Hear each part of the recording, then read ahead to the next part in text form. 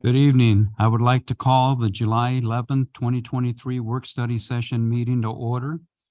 I would like to point out that this meeting is being hosted through live stream on the city's website and by Zoom teleconference. City Clerk, may we have roll call, please? Thank you, Mayor. Councilmember Kendrick. Here. Councilmember Krupa. Here. Councilmember Peterson. Here. Mayor Pro Tem Lowenthal. Here. Mayor Males. Here. All members are present. Thank you, sir. At this time, members of the public may only comment on the work study item. Comments will be limited to 3 minutes or less. Comments should be directed to the council as a whole and not directed to individual council members. City Clerk, are there any registered speakers? Mayor, there are no registered speakers. We will now move into, onto item 4A. May we receive a report from staff, please? Thank you, Mayor. Members of the City Council, tonight's discussion item for work study is the discussion and appointment of Measure U Citizen Oversight Committee members.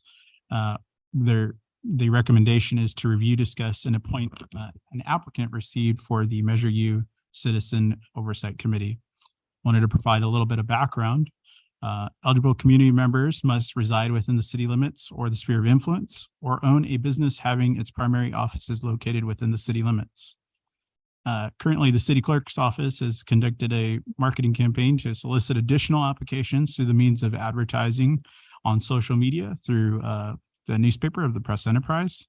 We reached out to different areas to solicit additional applications through social media, newspapers, mailings, and flyer handouts. We've appointed three additional members on the May 9th, 2023, leaving one vacancy.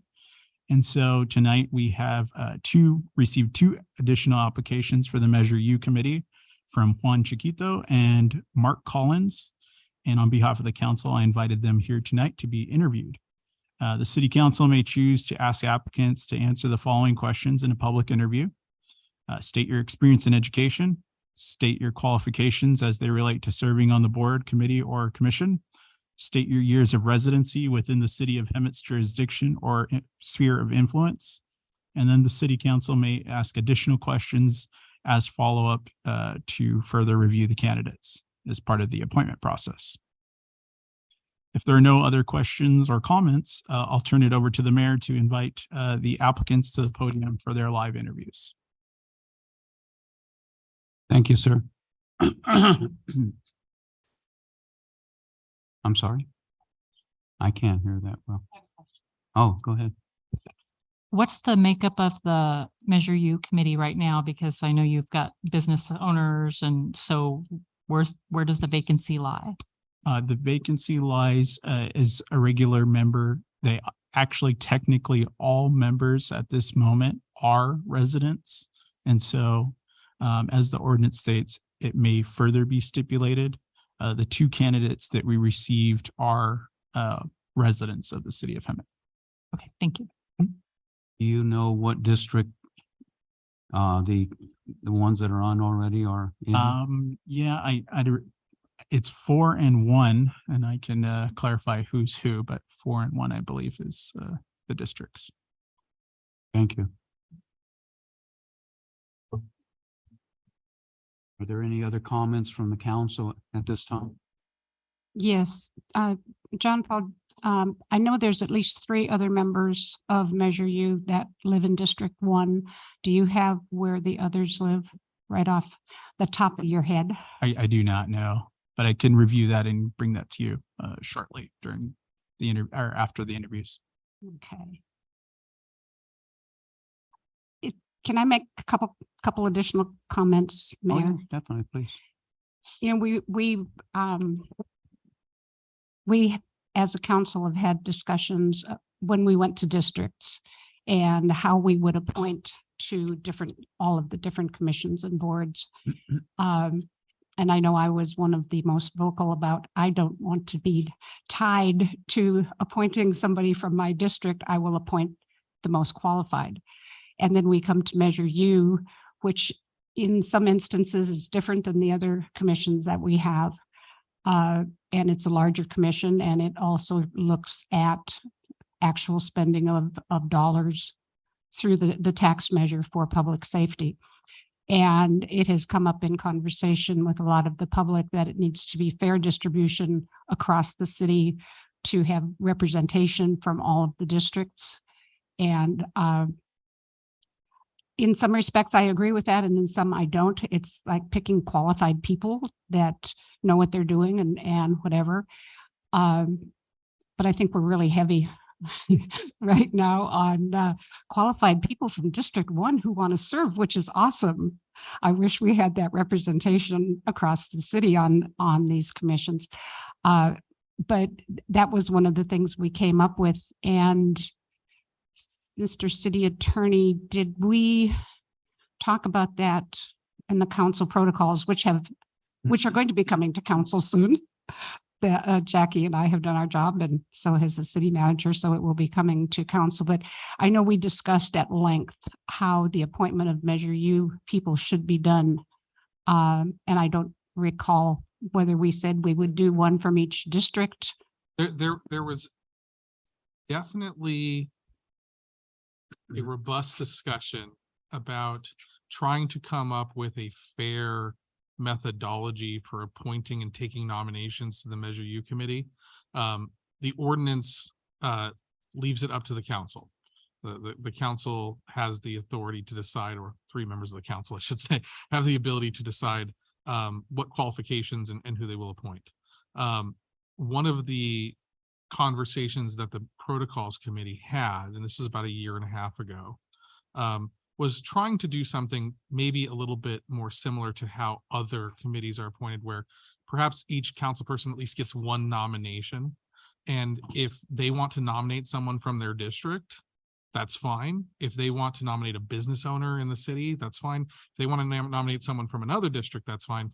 But the opportunity for that representation would come through that nomination process without necessarily requiring that they be a resident of any specific district. So it was trying to, I think, balance those 2 competing needs, because as you said, and I'm just going to awkwardly stare at you. There we go. And you turn off your. Because I've definitely seen it. It's a thing that happens oftentimes when you have this requirement that someone be a resident of a specific district, that sometimes you simply don't have any interested people from that district at that point in time, and there's some other qualified person from another. And then the Measure U committee does have the very unique element. I guess I shouldn't say it's unique, because there are other boards at the city that have this as well, where you can appoint people from the sphere. And Measure U specifically, you can also appoint business owners within the city. And that was a reflection of the fact that the transactions and use tax is a tax on business. And so it was felt that giving the opportunity for business owners to have a seat at that table was important. So to answer your question, the direction that the protocols committee was going when I last met with them, which admittedly was a while ago, and there's been changes since then, was to have each council member at least have the opportunity to do 1 nomination. And that way, if they want to nominate from their district and make sure that there's that balance, they could. Thank you. Just wanted to get a little history because we have a new council member here, and I know we've had some angst before with appointments and whatever, and it, you know, it balances whether you go district and have representation of all of the districts, or do you pick who you think is qualified and everybody lives in the same district? Yeah. I've seen it where 4 members of a 5-member planning commission all lived on the same street. So in another jurisdiction. So it sometimes happens that you have a very active part of the community, but absolutely the council can balance it out if you'd like. Thank you. Anyone else? City Clerk, are the applicants present and available for questions? Thank you, Mayor. Yes, both applicants are here tonight, and they registered with me. So we have Mr. Collins and Juan Chiquito. Mark Collins and Juan Chiquito. Mark Collins? Mark Mark Collins, would you like Collins. to approach the Can you podium? step up to the podium, please?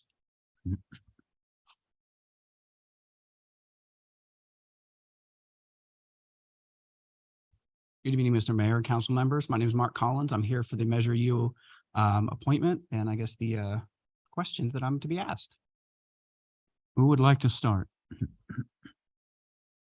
I'll start. Can you state your experience in education? In education, sure. Well, my experience out of high school, I didn't know what I wanted to be growing up, so I went into the Air Force. Did that for 11 years. After that, I ended up towards the end of that service, I ended up getting stationed out here in Hemet in 2013. So I've lived here since then, so about 10 years now. While I was here, I attended MSJC, received my associates in mathematics. From there, I went up to University of Redlands, received my bachelor's of science in environmental sciences. Since then, I've been working in the planning department of various cities, kind of trying to find my home. I've worked at the city of San Jacinto under a VA work study program. Then I worked at the city of Cali Mesa, and I've been at the city of Temecula now in advanced planning for about 2 years.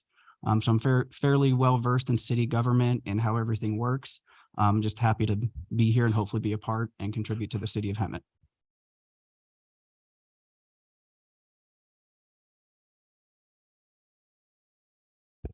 Go ahead. I think he answered all my questions. It's just that one. So I don't think I have any, I mean, he said it all. Apologies. All the, Yeah, yeah. You're good. Malcolm? Oh, Okay. All right. I don't know if they call it an MOS in the Air Force, but what did you do in the Air Force? It's an AFSC. What is that? Air Force Specialty Code. That was our version of an MOS, but mine was a 2A571. I was a heavy aircraft reclamation craftsman. So when planes would crash, we'd go out and get them. Oh, okay. So fun job. Most of the times it was drones, so there was no people involved. Okay, so that's it? No. Thank you, Mark. Sir. Johnny? The next. Can we have Juan Chiquito approach the podium, please?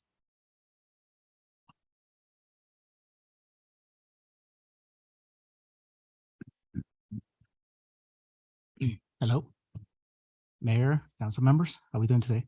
Good, good. So who wants to start it? I don't know. Can't Who hear. wants to start it out? Oh, just. So I am a native of the Coachella Valley. I moved here about 2 years ago, going on to 3 in November. Prior to that, I used to live in Idaho. I went to the University of Idaho. I got my bachelor's of arts in political science and history. I was also trying to get a master's in medieval history, but due to some financial and personal reasons, I cannot do that. And currently, I am a online student at California State University San Bernardino, their Master's of Public Administration. Going on until the second year. Hopefully, I can finish by next year, possible.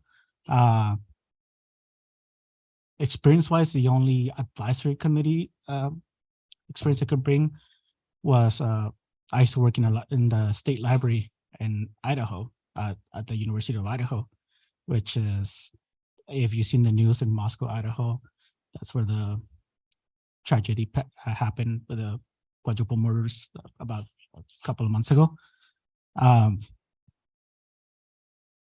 than that, job experience-wise, from my mid-20s to right now, I have only worked in libraries, academic libraries, nothing in local government, nothing in this situation.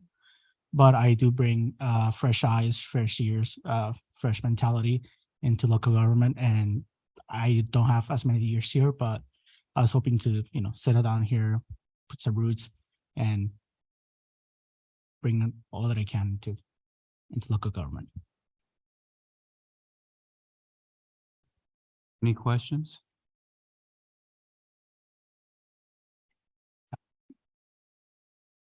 Okay, thank you.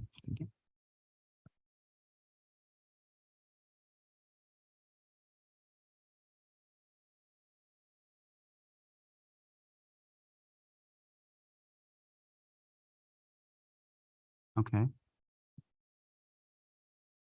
Is there any motion that anybody wants to make or seconds or?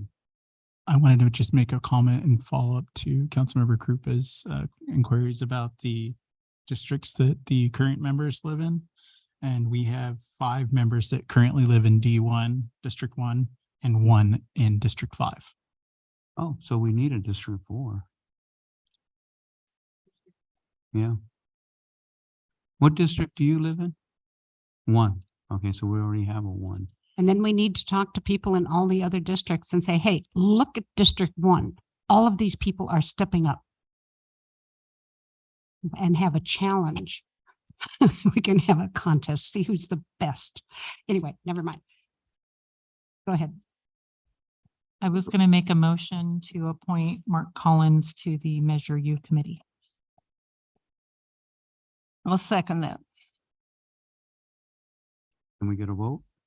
I have a motion by Councilmember Kendrick, second by Councilmember Peterson. Council, please cast your votes.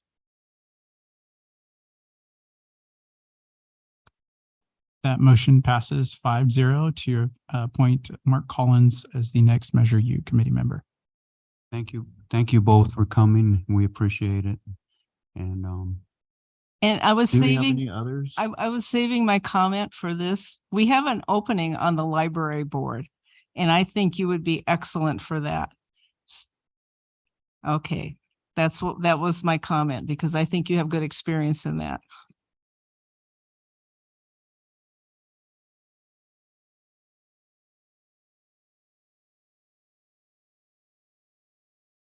Thank you. Thank you, guys. Thank you. You need to go to work, and your uniform's right there in the back. So we're done. Huh? I think you're recessed until 7. Okay, recess till 7.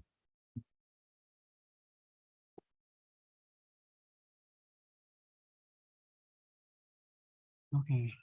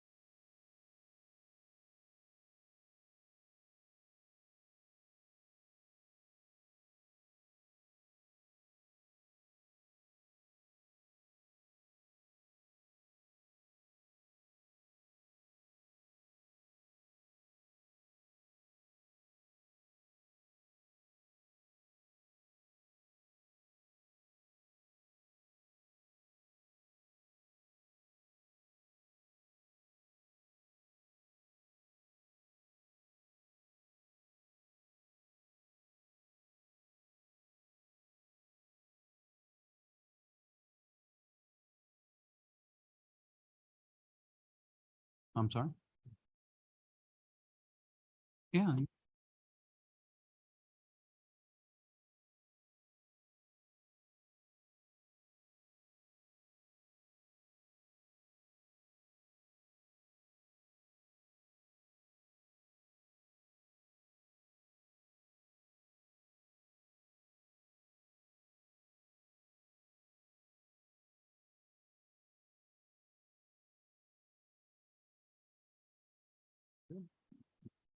What's Dell's last name? I forgot. Huh? Gilman.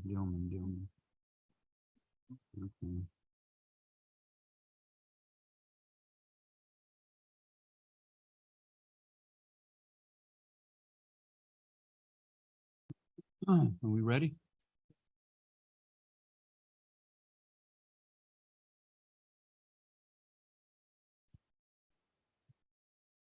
Okay.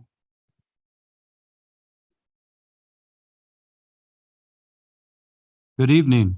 I would like to call the July 11th, 2023 regular city council meeting to order. I would like to point out that this meeting is being hosted through live stream on the city's website and by Zoom teleconference. I would like to remind council to have their microphones turned on and positioned so the audience can hear. City Clerk, may we have roll call, please? Thank you, Mayor. Councilmember Kendrick, Here. Councilmember Krupa. Here. Councilmember Peterson. Here. Mayor Pro Tem Lowenthal. Here. Mayor Males. Here. All members are present. Thank you, sir. The invocation will be said by Dale Dillman. Not sure what church you're with, Dale. And it'll after which Mayor Pro Tem Lilienthal will lead us in the Pledge of Allegiance. Please stand.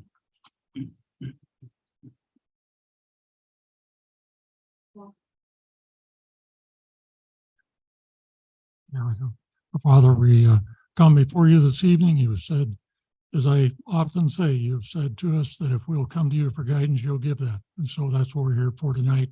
We have serious business to conduct for the city this evening, our city council and others who are here. And we need your direction, everything. We seek your direction, and we thank you for the promise of direction. And I pray now in Jesus' name, amen.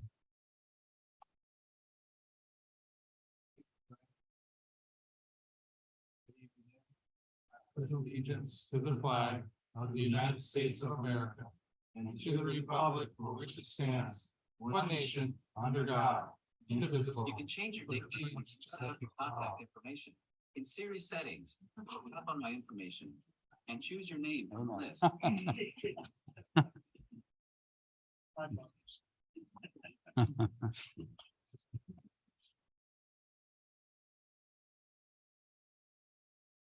There is a 3-minute per person time limit for all general public comments on non-public hearing items. All who wish to speak, including council members and staff, need to be recognized by the mayor before speaking.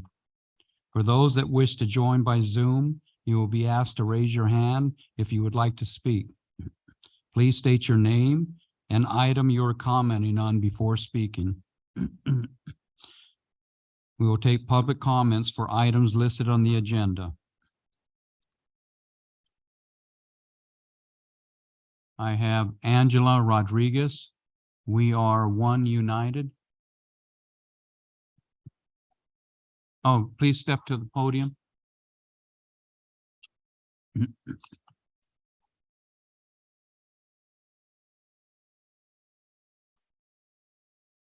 Good evening. I'm with We Are One United, and we're fairly new, but I've been working in the Hemet San Jacinto area now for over 2 years.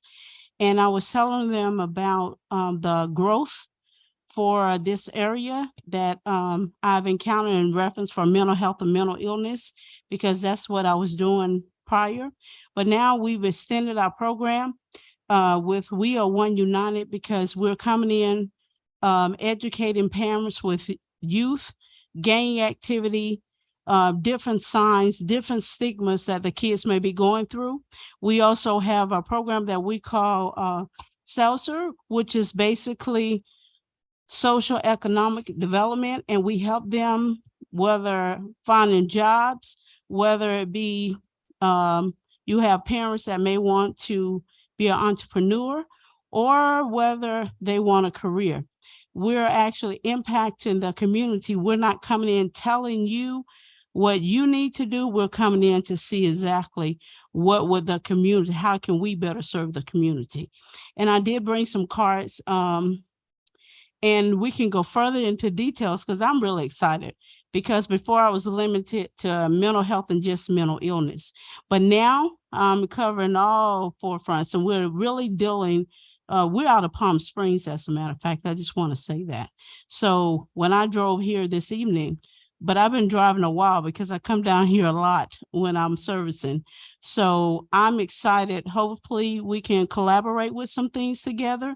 But Mr. John Epps is the founder of this particular program. And we're hoping to impact the community, not just come through, give out resources, but actually footprint it where when I'm gone or anyone else is gone, we still have something to hold on to and give the kids some hope and the parents too, because we have so many different programs that we are literally working on as we speak. So I was invited by Felicia. And so I really wanted to come in just to say that. And I really appreciate your time and the opportunity. And if you have questions for me, I do have cards and I do have some information. I can give you our website as well. Do you have a facility in Palm Springs? I'm sorry. Do you have a facility in Palm Springs? Yes, we do. As a matter of fact, we kicked off with our summer program for the youth. We did do a Juneteenth program as well. We got a lot of programs going on. We're looking at community gardens. Let me say it like this. Because I fell in love with this area, because I've been working this area now for almost 3 years. So, but I was only offering the mental health and mental illness. So when I had the opportunity to switch over to this company, and they're nonprofit, of course.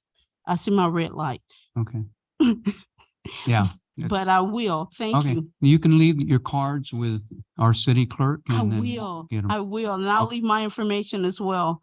And again, thank you again. Thank you very much.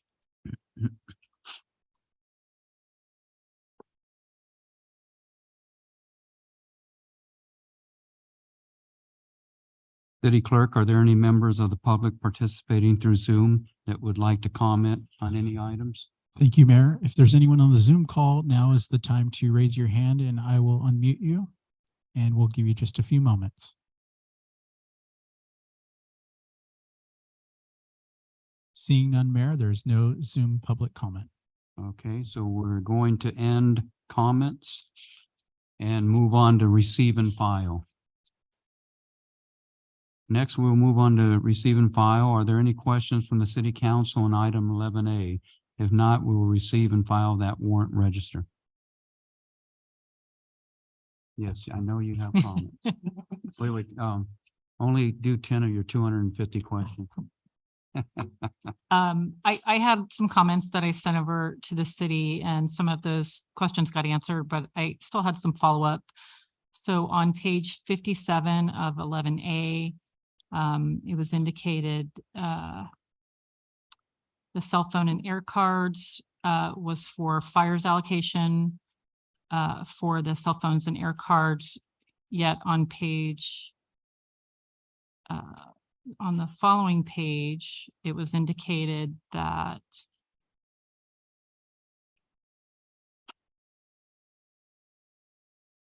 another item was for police and fires. So there was a $5,000 amount and then a $1,700. So I guess I wanted some clarification if fire had two different allocations, one lumped in with police and one independent.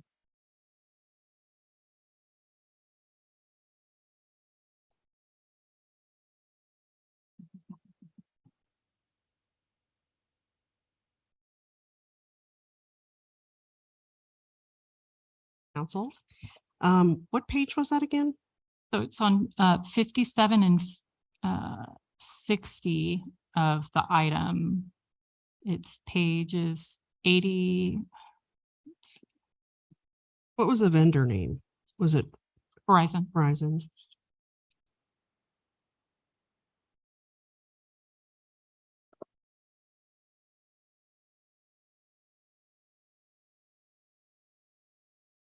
So it's the 2081-88. So I was told that that's fires allocation.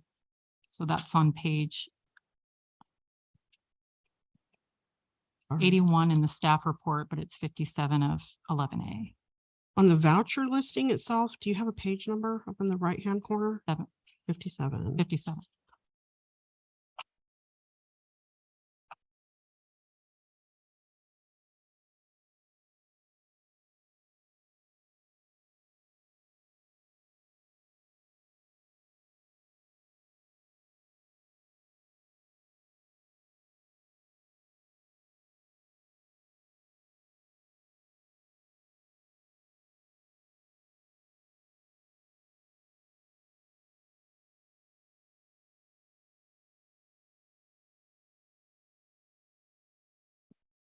You know what, I'm having a hard time finding it right now. It could be that they are two different invoices, or that the separation would just happen to be a separate line item. I can follow back up with you just to clarify because I did see that there were two for fire. They are the same account number, so.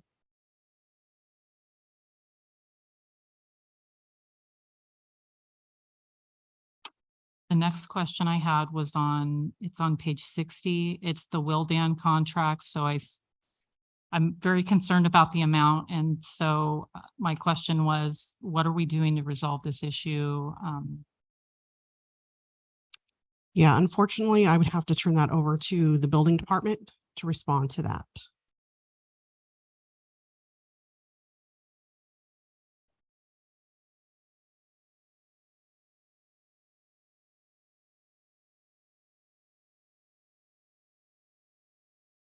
Good evening, I'm Greg Lloyd, Battalion Chief with the Fire Department, also liaison to the Department of Life Safety. Was there specific is it just regards to the amount or can you? Well, it's all the change orders and it's the amount. It's $259,000. So it's pretty significant. Right. So what are we doing to resolve this? So all of those fees are tied to permits. So what happens is as we get an increase in inspections or an increase in permits, then we have to go out and allocate more towards Wildan as the contract. And so they're not necessarily specific increased expenditures on the city side. It's increased activity that either follows within the permitting process or within the inspection process. So those increased funds are met with increased revenues. Okay. So is there any way that we could notate? That's some of my questions. If we could notate in the warrants, if it's a CIP, if it's ARPA, if it's Measure U. Some of them had the CIP referenced and some didn't.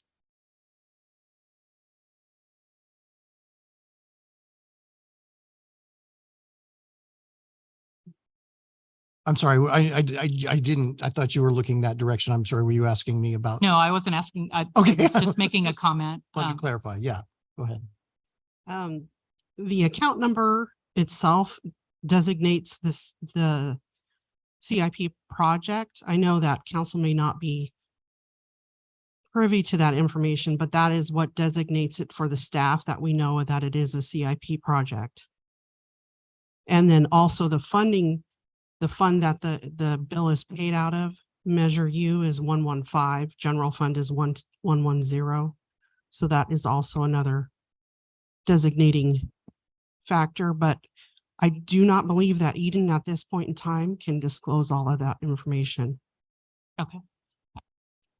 I'll get familiar with the accounts. It's just, like I said, some of them showed the CIP number and some didn't. And I was told that they're CIP. So some of them are direct CIP. Some of them do go to the department's professional services account as well. Another question I had was on page 18 of 11B. And So it was the 138,000 for CR&R. So I was told that that's a pass-through account. So is there any way we can notate? I know that I had a couple other questions on some CEQA consulting, so that we know that they're pass-through accounts and not necessarily coming out of the general fund. There is not a way really to put that. It would have to be descripted into the description itself, and it only holds so many characters.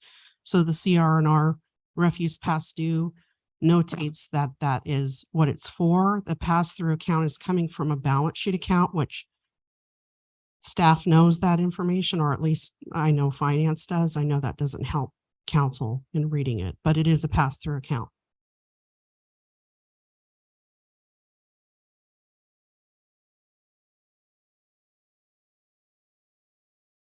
Sorry, I'm trying to go through.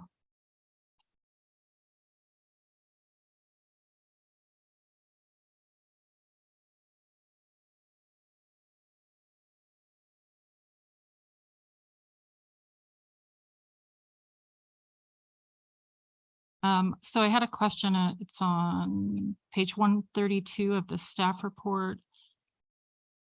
And it's regarding the class and comp for HMMA, and this might be for the city manager. So my original question was it only for that group? And so the answer I got back was yes.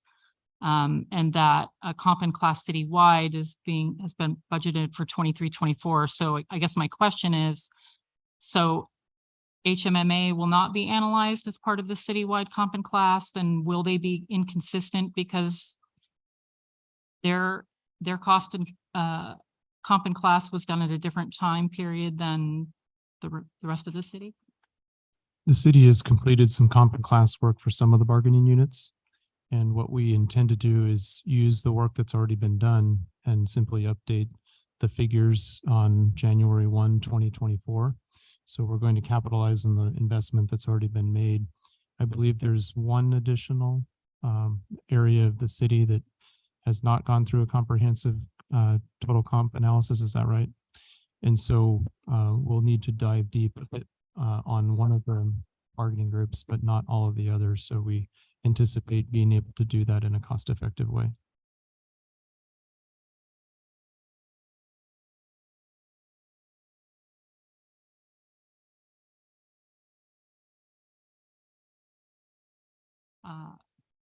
On page 59, this is for the PD backgrounds. So I see that we had several change orders and increases to this. So I just wanted a little bit of background on. It is actually one change order. But the way that the report runs is each line item hits that PO. So it's disencumbering that amount. So it looks like it's hitting this change order, but it's just one change order. Okay. Okay.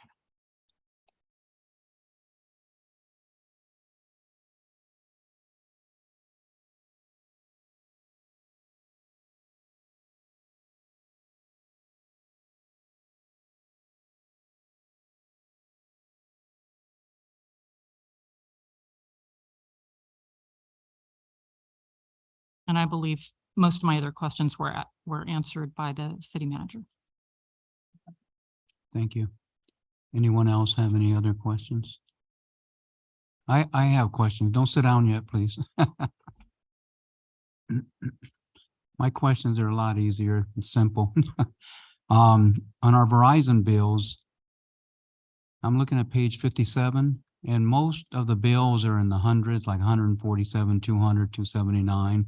Then we have one bill that's 6,959.57, another one that's 2,081.88. And then if we go on to page 58, another 1,000. And then we go to 59 and 5,900 or 5,091.02, 1,720. Why are these bills so high for a cell phone? Because they're based on the department size. So each individual has a cell phone and then an air card, or a laptop and an air card. So like fire and police will have a much higher dollar amount than, say, the city clerk's office because there's just two people there versus, 5275. And do people. these bills get paid by Measure U or general fund if they're? if they It deal with the- depends. I'm sorry? It depends on Okay. the department. How do we determine that, from this? The account number that's listed on the voucher list itself. It is under the description account column. The account number that is there will designate which fund it's being paid out of, which department in the object code. And Measure U is Fund 115. So anything paid out of 115 is Measure U. Well, these aren't 115, so, okay, they're 110s. Which That's means general fund. general fund. Shouldn't they be paid out of Measure U? If it's, It should be paid according to the department that the employee is charged to. So like, say, for example, somebody who works in water, theirs is charged to water. It's not charged to Measure U or general fund. well, this is equipment though for our first responders, so it doesn't get categorized as Measure U, It's cell being a phones. part of their daily equipment that they use. If it's for certain police or fire personnel, Mm. it does get charged to Measure U.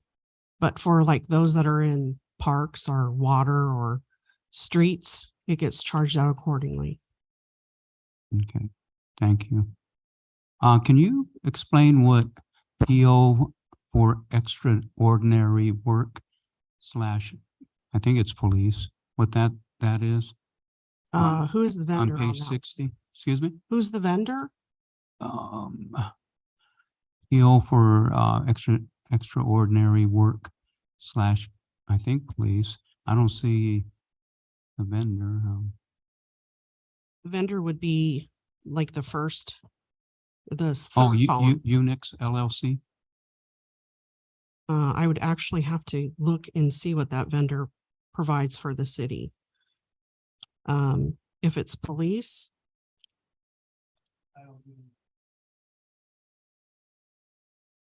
Okay. Wh-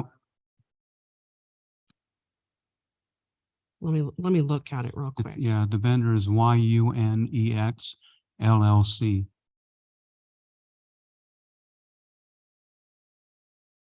I'm sorry? Oh, Public Works? Oh.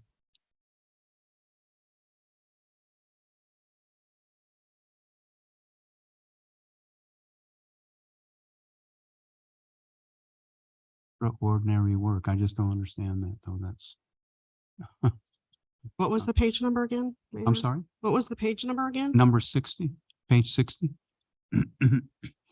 Two bills from this company, one at 10,000, one at 4,000, totaling 15,530 or 96.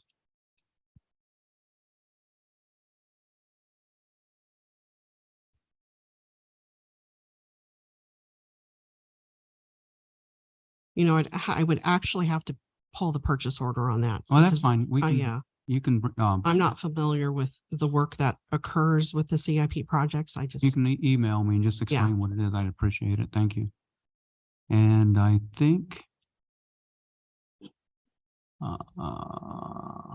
think we're done. Thank you. Anyone else? No, thank you. thank you.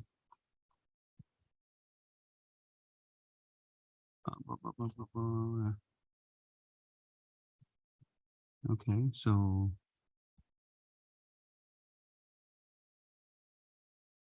next we'll move on to presentation from staff on item 11B. Mayor, I'm going to briefly introduce this item, and Veronica Allen from our city manager's office will be presenting. I've mentioned to several of you that the staff will begin bringing you a quarterly grant report. Today, we're going to take a broader look, but each quarterly report will include a look at any grants that are pending, grants that are active that we've applied for in the recent quarter. And tonight, we're going to present a receive and file report that summarizes the grants for the past 12 months.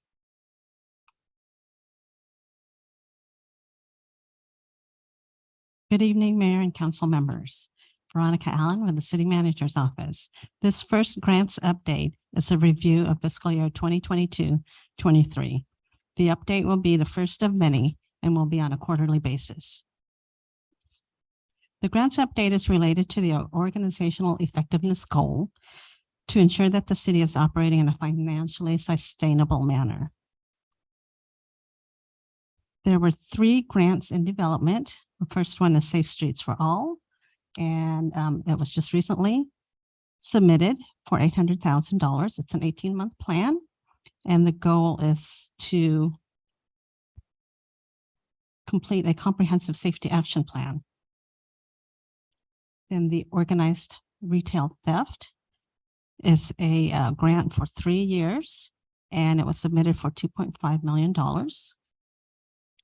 And then there's the REAP 2.0 housing infill on public and private lands. And that was submitted recently for $240,000. And that is to receive grant funding to assist with the development of an inclusionary housing element ordinance for affordable housing in the city. These are grants that were awarded during fiscal year 22-23 with signed agreements, and the chart identifies the grant awards. And staff is currently managing $654,313 in active grant funds that were awarded. There are active pending grants that are awaiting notification. There's 6 of them. Assistance to Firefighters Grant, Health and Wellness Program, Assistance to Firefighter Grants Radio Grant, the 2023 Law Enforcement Mental Health and Wellness Act Implementation Project, Alcoholic Beverage Control Grant, Walmart Community Grant, and Land and Water Conservation Fund. There were 3 grants that were applied for and not awarded. And the 3 are the Highway Safety Improvement Plan from Caltrans, Whale Tail Conservation Program for the library under Public Works, and Housing and Urban Development Older Adult Home Modification Grant. This concludes the grant presentation update. The grant update will be on receive and file and future agendas on a quarterly basis. I'm available for any questions. Thank you. Veronica, what was the Safe Streets for All? Can you describe that one again? Sure. The goal of the project is to complete a comprehensive safety action plan that helps the city raise our safety performance in a cost-effective manner, obtain implementation dollars, deploy innovative and evidence-based safety practices, and ultimately save lives. And Noah from Public Works will probably provide more information on that if you need. My other question was, are you able to speak as to why we were denied for the highway safety one? I can a little bit. That was for the Mustang Way safety improvements. And according to the granting agency, the application did not meet cost benefit ratio cutoff. The cutoff was 18 points or 18. The average benefit cost ratio of the selected applications were 35.5. Is there anything we could do so if we apply for it again that we meet that? Or are we? And that over to. It's like a done deal.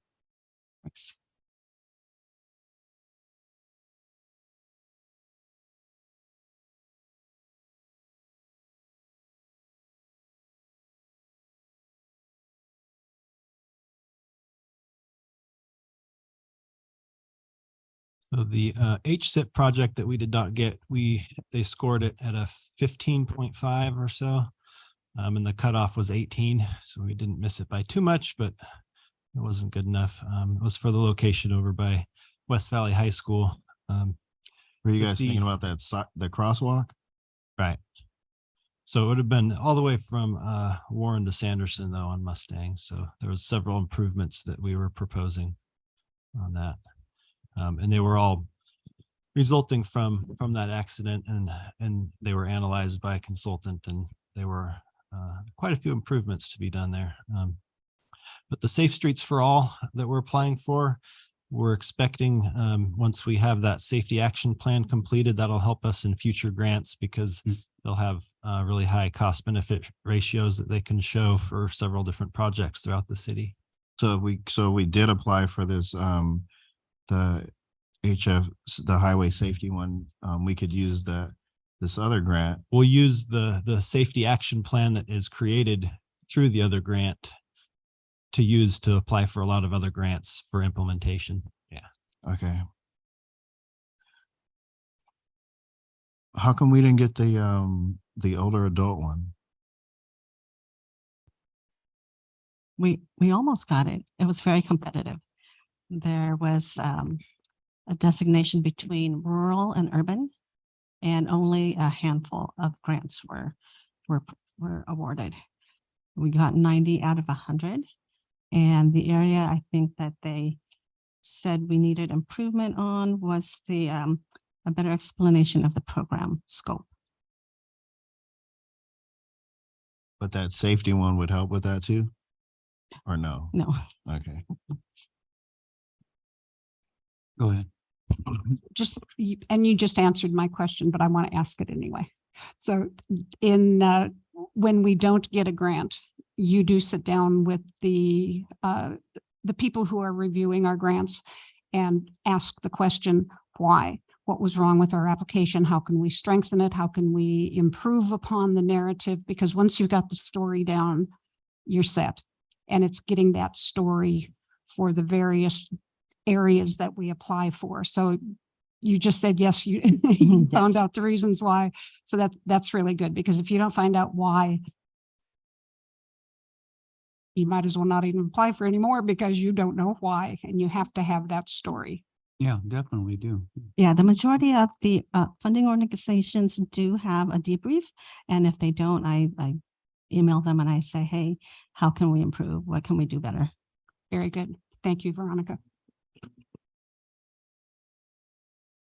Which grant company are we using for these grants? Are we using the new one, the California?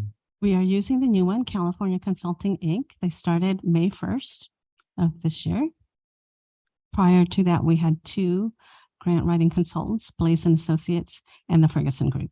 But we're not going to be using those anymore, are we? No. We're just Okay. California So Consulting. just California. Okay, thank you. Go ahead. On the organized retail thefts, you have 2.5 million in the staff report, but in the presentation you had 2.37. So I just wanted to confirm the amount. Yes, 2.5. It changed.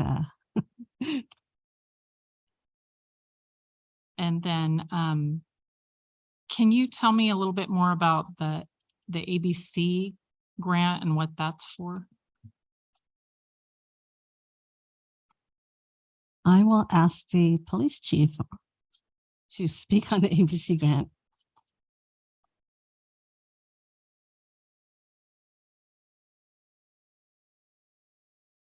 Good evening, Mayor and council members. What's the amount on that grant?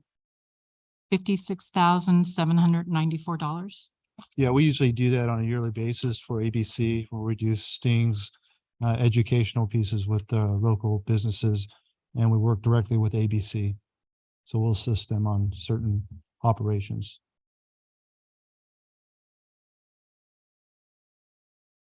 Thank you.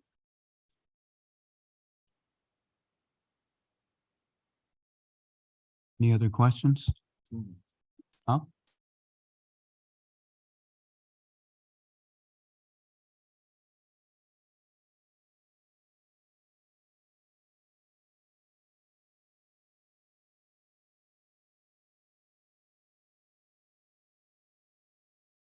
I know.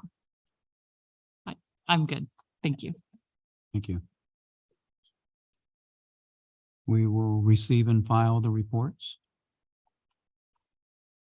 Yep. Go ahead. No more questions. Okay, thank you.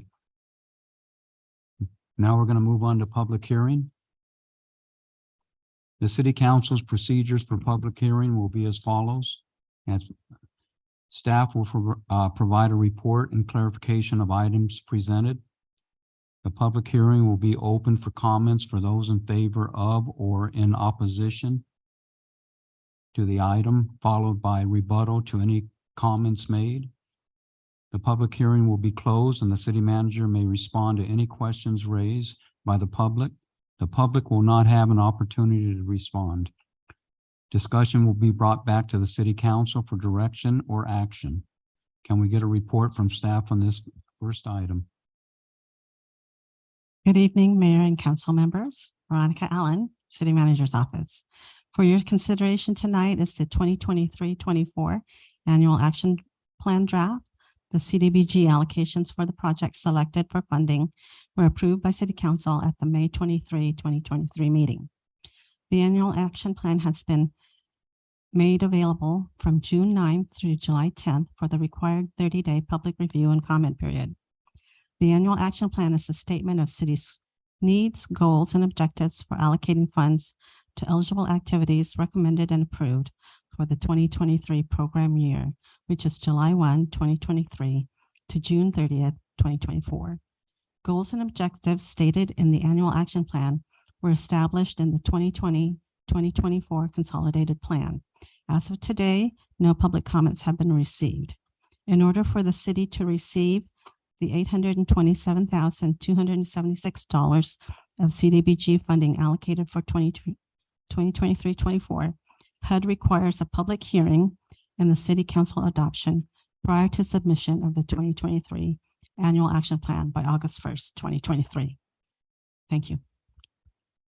Thank you for your presentation. Are there any questions from the council? Or comments? Yes. Of course. I will now open public hearing. After public hearing is closed, we will bring the item back to council for discussion. City Clerk, do we have any registered comments or speakers? Mayor, there are no registered speakers. However, I'd like to call out on the Zoom call. Now is the time to raise your hand, and we'll give you just a few moments for this public hearing item.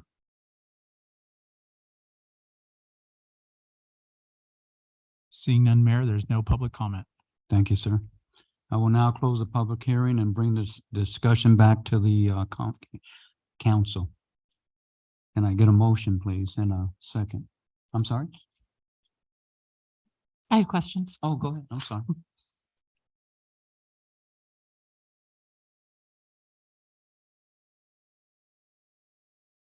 So I had concerns with the tables, the columns, and we had like one trailing letter and a lot. And, you know, I was told that that's the form that HUD provides. It's just if any way that we could try to get that cleaned up so it looks,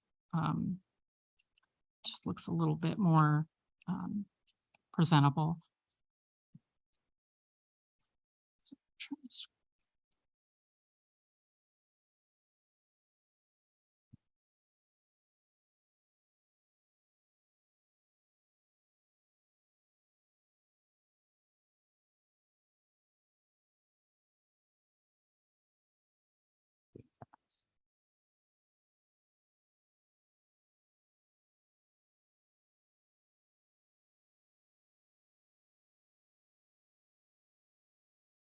So on page 222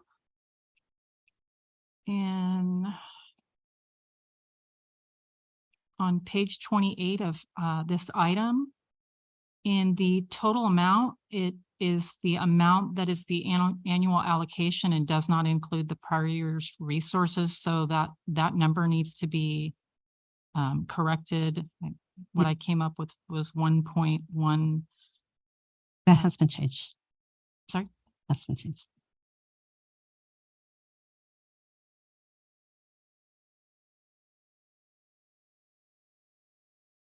And then for the expected amount available remainder of the con plan, I didn't see that the allocations were matching the amount. The expected amount available for remainder of the con plan is a projected estimate during the consolidated plan development. So it's an estimate of what the city projects it will receive in funding. And then in some of the programs, it asks for the, it asks for it in all the programs, but it says estimate the number and types of families that will benefit from the proposed activities. Some of them address what type of residents or individuals will benefit and some don't. So could you explain to me why it's not addressed in all the programs?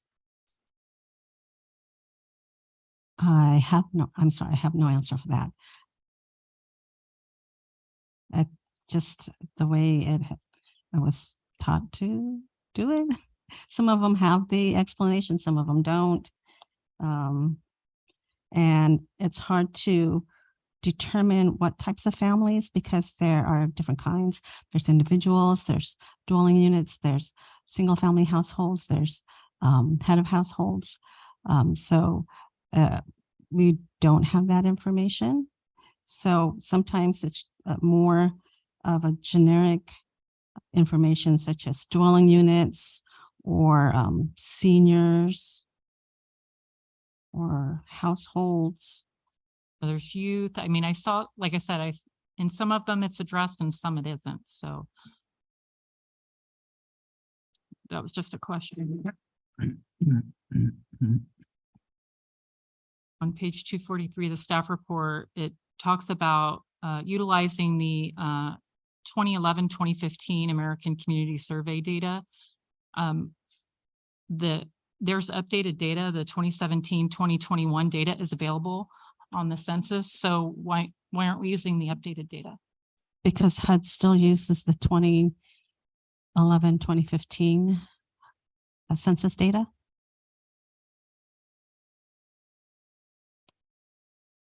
On page 244, there's a discussion about affordable housing or rehabilitation.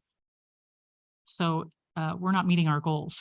So I was wondering if I can get an explanation on why we're not meeting our goals that are identified in the two tables above, which is table 9 and table 10.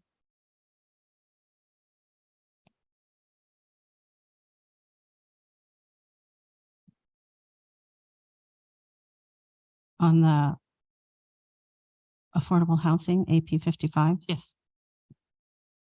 That is based on the contract work from Housing Division. So if they can get the work done and meet that goal, then they can meet that goal. And sometimes they're not able to meet the goal that they project to, that they have listed on their application.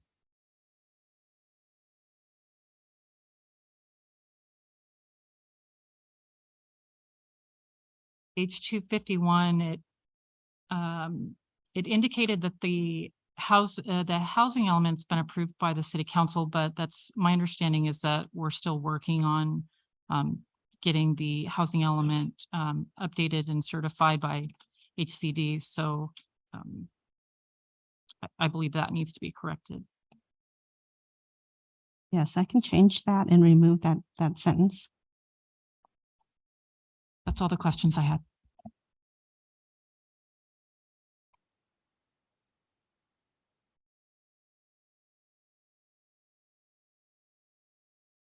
Well, can I get a motion and a second?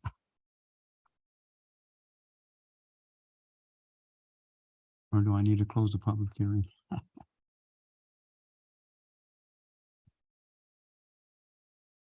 I move to approve item 12A.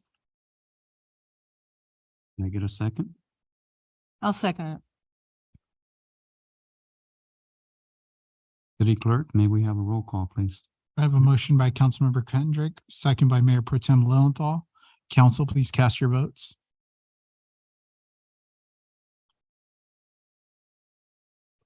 That motion passes 5-0. Thank you for the presentation. Where are we moving on to? I lost track. 12B. Okay, we'll move on to 12B, please. I will now open the public hearing. I think I'm lost.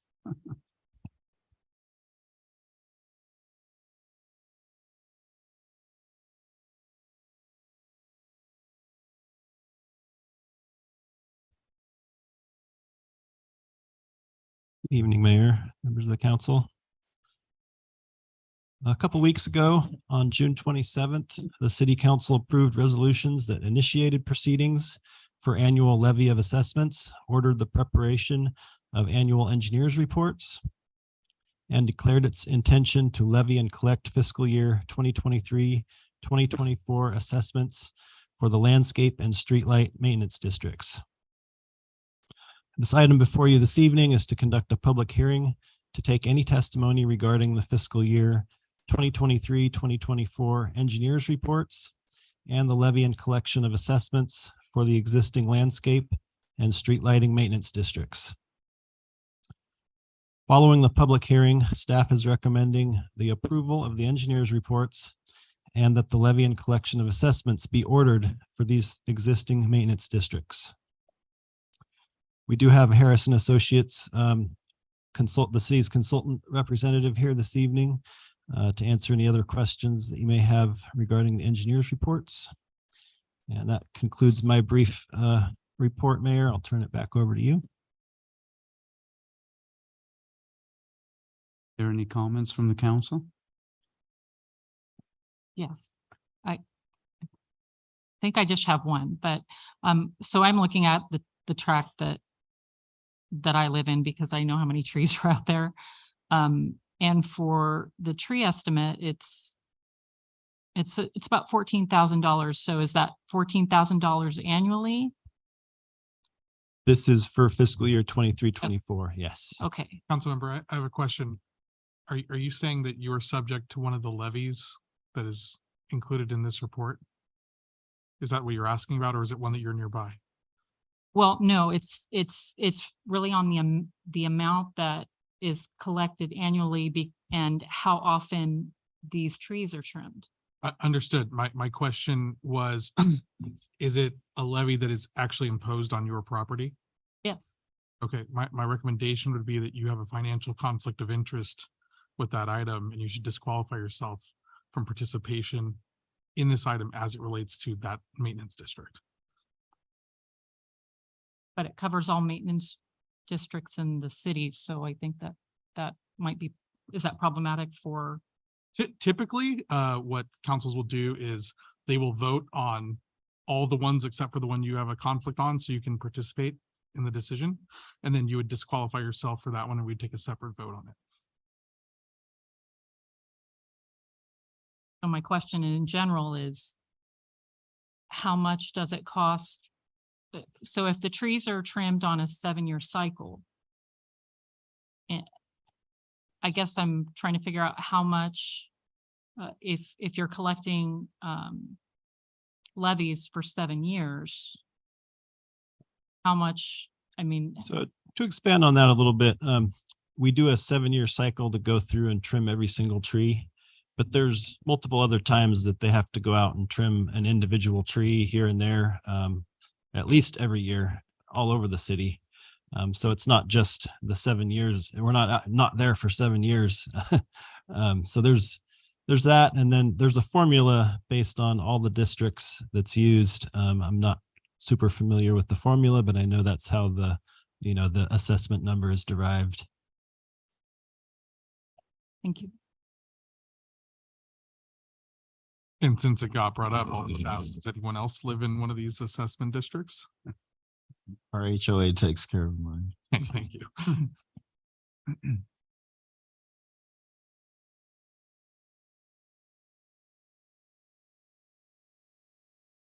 Any other questions? I do have a question. And it's on District 112, which is Anderson Plaza, and it would be on page, I wrote it down, page 54 of 96, District 112, which is Anderson Plaza. The description is that it's on the west side of Sanderson and north side of Menlo. It's on the east side of Sanderson. West side is Prince of Peace Church. I agree. It's definitely on the east side of Sanderson, north of Menlo. That's all I wanted to say. See, you read these things and it's like visualize in your head. Okay, where is it? Where is it? Where is it? No, it's on this side of Sanderson. So if that could be corrected, I don't know if it makes any difference at all.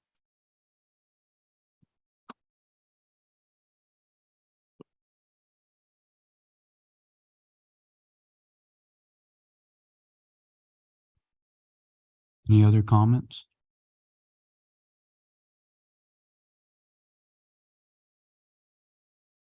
I will now open the public hearing.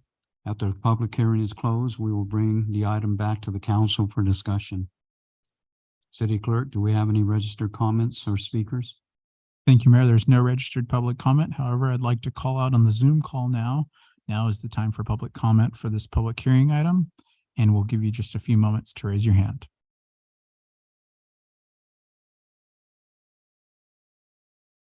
Seeing none, Mayor, there's no public comment. Thank you, sir. I will now close the public hearing and bring the discussion back to the council. Can I get a motion and a second? And then I would just note, for another one of our council members, the Heartland Maintenance District covers the Four Seasons housing development. I'm looking for it. I thought I. It's thought I there. It's called remembered it. Heartland. I It's thought I it's not called remembered it Four was- Seasons. Yeah, it's called Heartland. 19-5. So I'll make a motion to move staff recommendation on 12B. Second. My recommendation would be to perhaps amend the motion to approve staff's recommendation with the exceptions of the Heartland district, and then the district that Councilwoman Kendrick resides in, Orchard. so that they can vote on those ones, and then perhaps they can walk out of the room and we can take a second vote on those two. So moved. Orchard and what? Second. Which one was yours, Councilwoman Kendrick? Orchard. Orchard?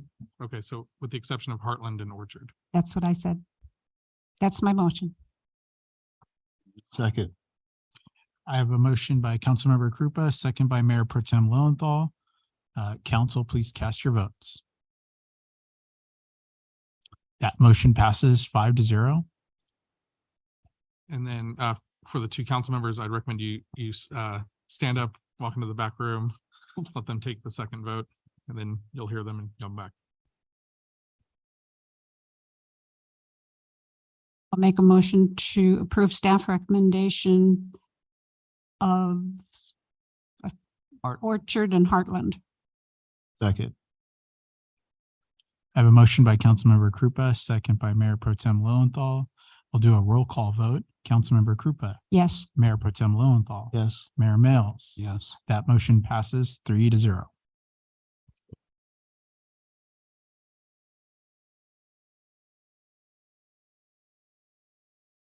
Okay, you can come back. We'll now move on to the consent calendar. All consent calendar items will be acted upon simultaneously unless requested by an individual council member for separate consideration. Are there any members of the council that would like to pull any consent items for separate consideration? Yes, I'd like to pull the minutes, 13A. You said 13A? Yes.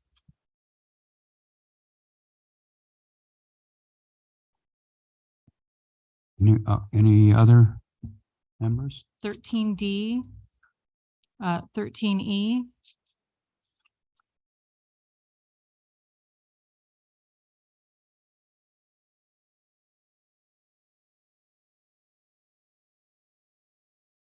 (13K)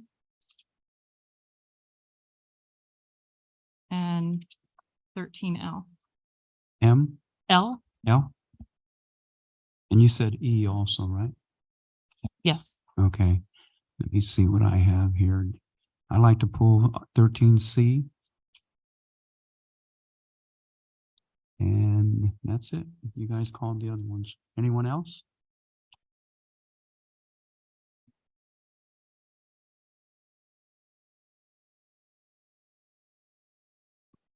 I would like to comment on item 13G. I just wanted to make it known that during the testing phase, that the drones were deployed. There was 599 of them, or 599 incidents, which accounted for about 4% of all police activities. And then we got an average response of less than 3 minutes, which while the patrol officers took about 7 minutes on average to respond to calls. And so I think this is going to be a really good program for our police department. But a couple questions for you, Chief, would be how many drones were being used during this first responder program? In the DF drone first responder program, we actually have 2 drones, but one flies at a time. In our capacity of our drones that we have, we do have other drones for different uses, for tactical uses as well as patrol. But this specific is for the DFR program, and we have actually 2. And then is there any kind of specific training program that the officers received to operate those? Yeah, all the drone first responder pilots have to be certified, so they go to outside training. Obviously, when they're brought in, they are trained again within the workstation of the pilot and handling our CAPE system, which runs our drone first responder program. So there's a lot of training involved. Got to have a skill set, and most of these DFR program pilots that we have, they have a passion for it. So it's a really good platform that we use. In fact, we started working with drones in 2017. It evolved from being a tactical drone to something we used out on patrol. These drones, or different types of drones that we use in our program, we use to assist other departments too. We've assisted Public Works in doing some of their job tasks, as well as the fire department. We could research, see if we could cut trees throughout the city within a time period shorter than 7 years. That might be something that technology finds in the future.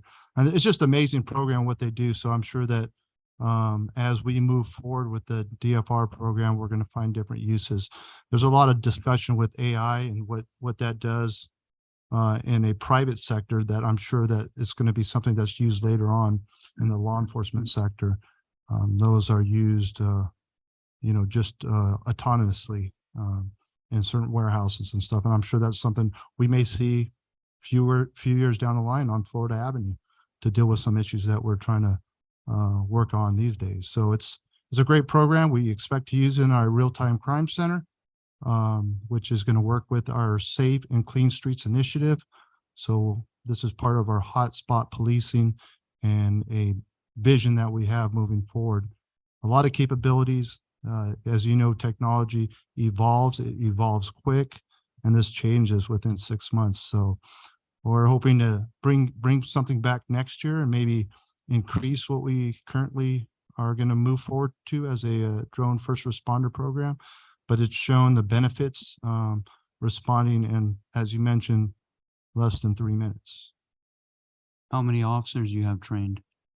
We have 5 officers trained on this. Oh, that's good. And we are doing it, we're getting our feet off the ground. Obviously, it's going to be a 40 hours. We have to reevaluate that, see what we can do.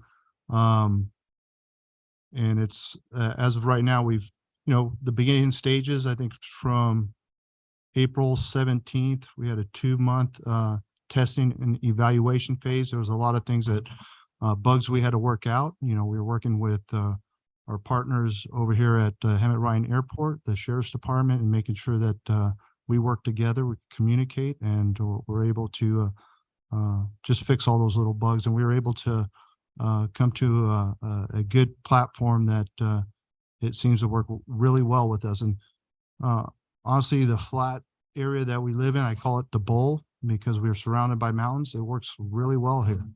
We're able to hit a really good radius 3 miles out with our drones, which is not common.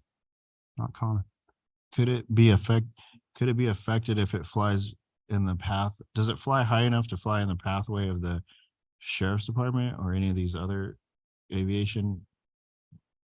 There's different lanes, and I'll call it lanes because we fly at a certain altitude and other, you know, airplanes and helicopters fly at different altitudes. And when, if we're working a crime scene or anything, an incident where we have the sheriff's department involved, we're communicating, we'll either back off. If we don't need their assistance, we'll request their assistance, and we're able to work together. So they will be at a different altitude, but we're able to communicate and be able to, you know, focus on the incident at hand. And then my final question would be, how about the privacy of our residents? Yeah, we follow all the privacies that are necessary. These drones are not recording when they're flying to the path or location of the incident. The cameras aren't face downward, they're face forward. Like I said, they're not recording when we're on the incident, then the recording starts. So we're adhering to all necessary rules and regulations. We have our Motorola Cape transparency platform.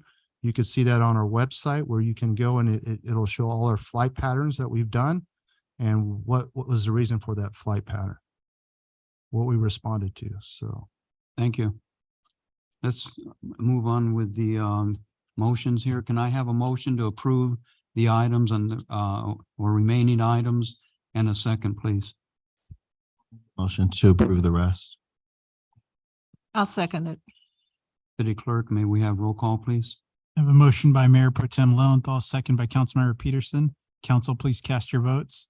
And that's to approve the consent calendar with the exception of items A, C, D, E, K, and L for separate consideration. And B, excuse me.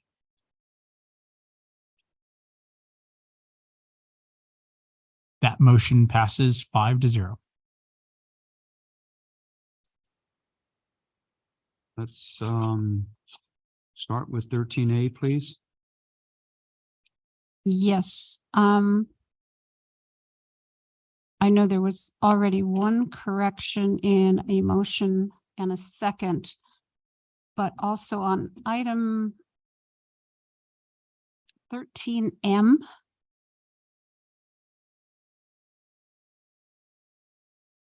Let me find it.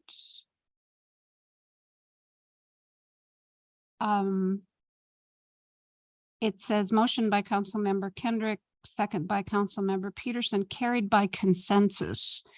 I did talk to the city clerk about that, and he said he reviewed the video and we did not vote on that item. So I guess my question to legal is, do we need to vote on that tonight, or is agreement by consensus legal enough to say that we pass that item? So I've not reviewed the tape. I learned of this issue right when the meeting started. The city council is perfectly capable of acting by consensus during these meetings. I think the better practice is to have recorded votes. That being said, we do have a janitorial services contract that I believe has already been signed based on the approval of the city council. So my recommendation would be to leave it as is, to recognize that it was approved. But perhaps with staff direction that we will be more Johnny on the spot when the council is trying to move items along. I remember this meeting. It was a long meeting. It was, and Brandon was our assistant city clerk, and he did an outstanding job considering what he had to deal with last time. But I think we can put a note here to keep an eye on you guys in the future and have recorded votes.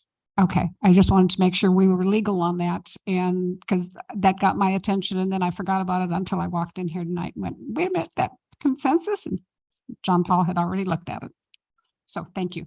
We're on 13A still, right? So I will move approval of the minutes. On 12B under action, you have Sonia Limas. It should be Sonia Lamas. Yes. Did you already correct that? That is correct. Oh, okay, then we already corrected the Vote as well. two. The two votes. Okay, perfect. Thank you. And I'll second Linda. Okay, yes, move approval of item 13A. I have a motion by Councilmember Krupa, second by Mayor Pro Tem Lowenthal to approve the minutes as amended. Council, please cast your votes. That motion passes 5-0.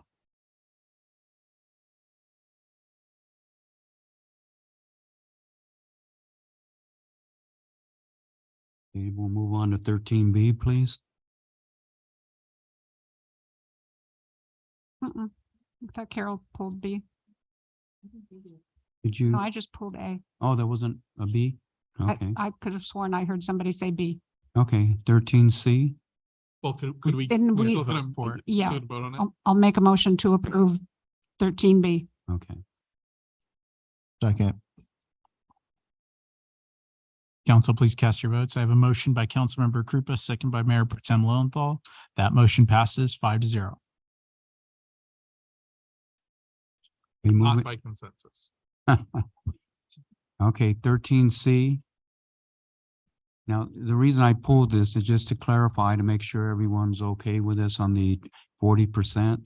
It gives you the values here on 30 and 40. Just wanted to make sure everyone was good with that. When we hit 60, I'll be really happy. Everyone's good. Okay. So I'll make a motion to pass 13C. I have a motion by Mayor Mills, second by Councilmember Peterson. Council, please cast your votes. That motion passes 5-0. Moving on to 13E, I believe. D. 13D. I'm sorry? D. D. Okay, 13D. And I don't know who had that one. I did, Oh, Mayor. okay. I just had I don't know if it's a typo, but in the resolution, we go from section 1 to section 4. That's a typo and we'll get that corrected. Okay. You don't want to know what section 2 and section 3 said. So I'll make a motion to approve 13D with the proposed amendment. I'll second it. Motion by Councilmember Kendrick, second by Councilmember Peterson. Council, please cast your votes. That motion passes 5-0. We'll move on to 13K, I hope. E. I'm sorry? E. E? Oh, my gosh. Okay. I crossed out E thinking it was D. I don't hear that good. So, okay, 13E. So I just had a couple questions. I know that the city's been utilizing a service to hire higher level staff. So I just wanted to confirm if the recruitment would be through HR or through one of these outside services.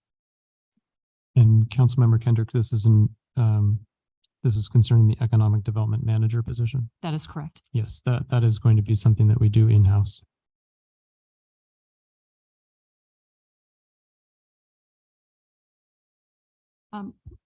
My next question on this is, I know previously the community development director, community development department included planning, building and code, and there was some changes where building and code went over to fire and life safety. And now economic development is being rolled into community development.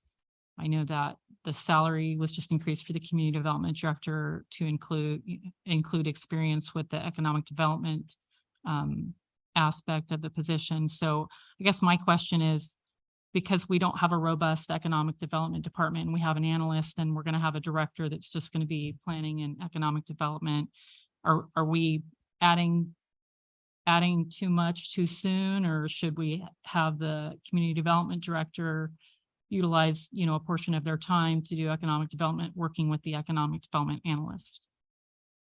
And it would be helpful if I clarify that the analyst position is not budgeted in the current fiscal year. And so when we talked at the budget workshop, we talked about replacing the analyst with an economic development manager position, a person that would bring a few, hopefully some additional experience from other agency or agencies to essentially hit the ground running. And so there would be a single economic development manager type position in the city reporting to the community development director. So there'd be one full-time dedicated economic development person. Correct. Okay. And then I did note, it talked about, writing grants. And so is it my understanding that we have a grant writing service? We do, and sometimes the grant writing service does need staff assistance from time to time, and we want to make sure that the job description includes that responsibility in case we no longer utilize the grant service or need their help at some point in time. That's all the questions I had. I'll make a motion to approve item 13E. Second. Second. I have a motion by Councilmember Kendrick, second by Mayor Pro Tem Lowenthal. Council, please cast your votes. That motion passes 5-0. See if I get this one right. 13K.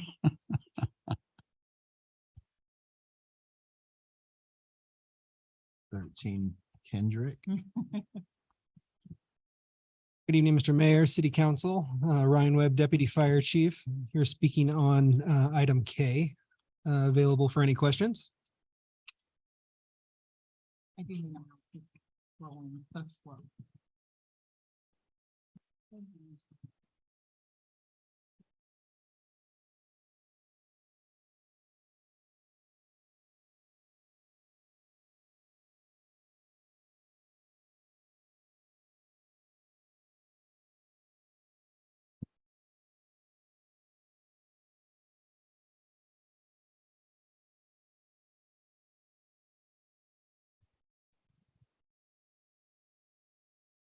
Councilmember, it may be helpful for me to also clarify that the title it would be helpful for the title to include the phrase per fiscal year at the end of the title, because this is the resolution includes an appropriation of 93,000 per fiscal year.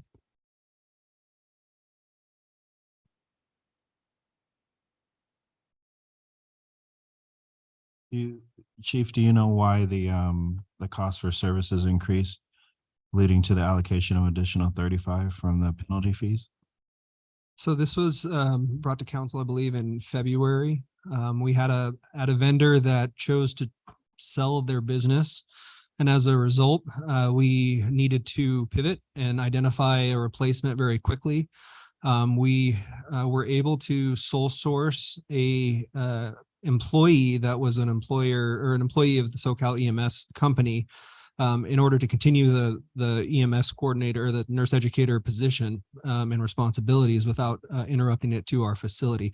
Now with that, the short-term nature of the contract, as well as the need to procure insurance and some of the other requirements by the city, led to an increased rate for the short-term contractor that we hired. And that contract expired in June of this year. So we went out to RFP for a competitive bid. We received 2 bids, and based on the experience level of the 2 that we received, we ended up going with the higher of the 2 bids, but there was a very marked difference in experience level. So that's why this particular bid is actually higher than the previous bid. However, one of the issues with SoCal EMS, which would have been the first vendor, is there was a increase in the cost for their contract. So their cost was initially $84,000, I believe, for the fiscal year. So we've only gone up about $4,000.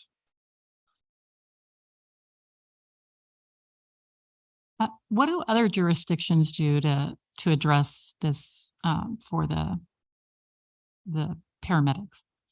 Thank you very much, council member, and nice to officially meet you. So this is one of those areas that can be really left up to the discretion of the agency.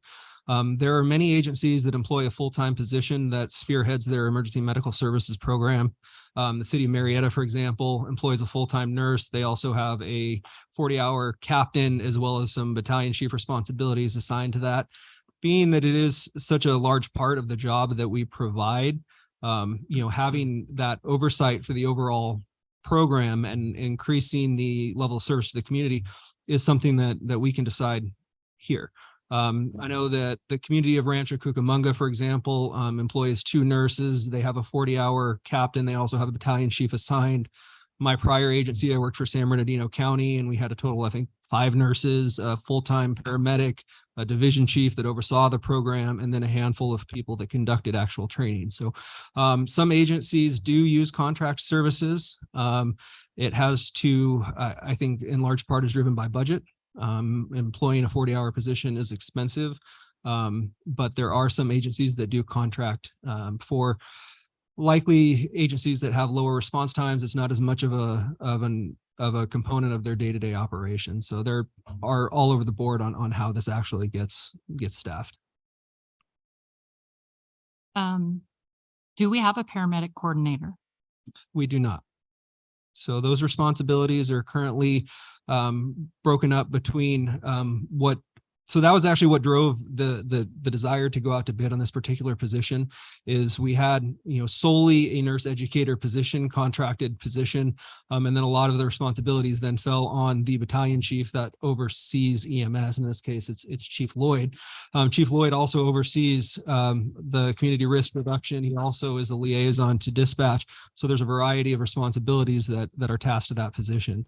So what we wanted to do was integrate some of those EMS coordinator responsibilities, such as accreditation tracking, infection control, development and maintenance of an exposure plan. Some of those programs are typically assigned to an EMS coordinator, and we're trying to bring some of those responsibilities in under this nurse educator position.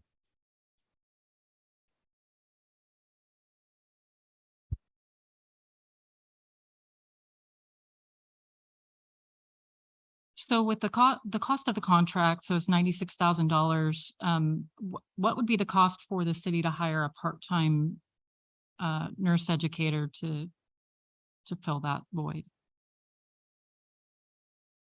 So off of the top of my head, I can't give you a number of what it would cost to hire a part-time position. I imagine if I can maybe talk to Norma, that we would be able to translate this budgeted amount into a part-time position. The hindrance would then be the delay in the creation of a job classification, the recruitment, and then the actual onboarding process of a city employee.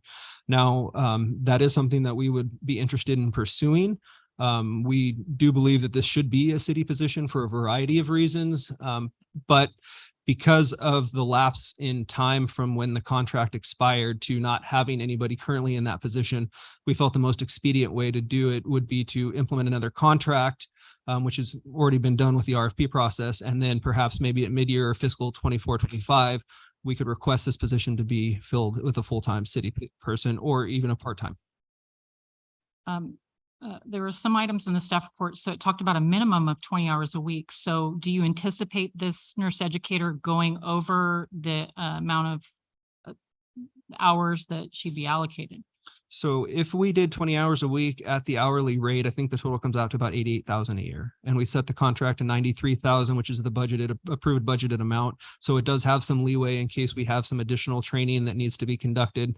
Or if there's some additional hours that need to be accrued, there is some leeway in there.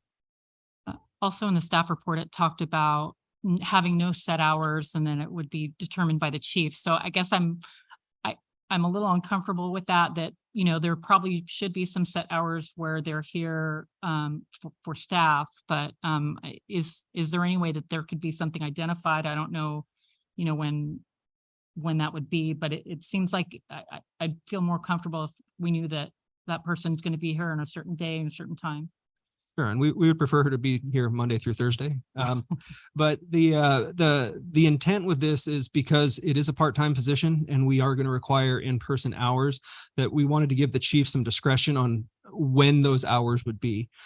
We do have staff meetings on Tuesdays, so it's already been clear that she will be here on Tuesdays.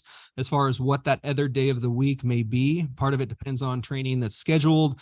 If we have an orientation academy where, the new recruits need to be exposed to the Riverside EMS program, then she would have to be there for that.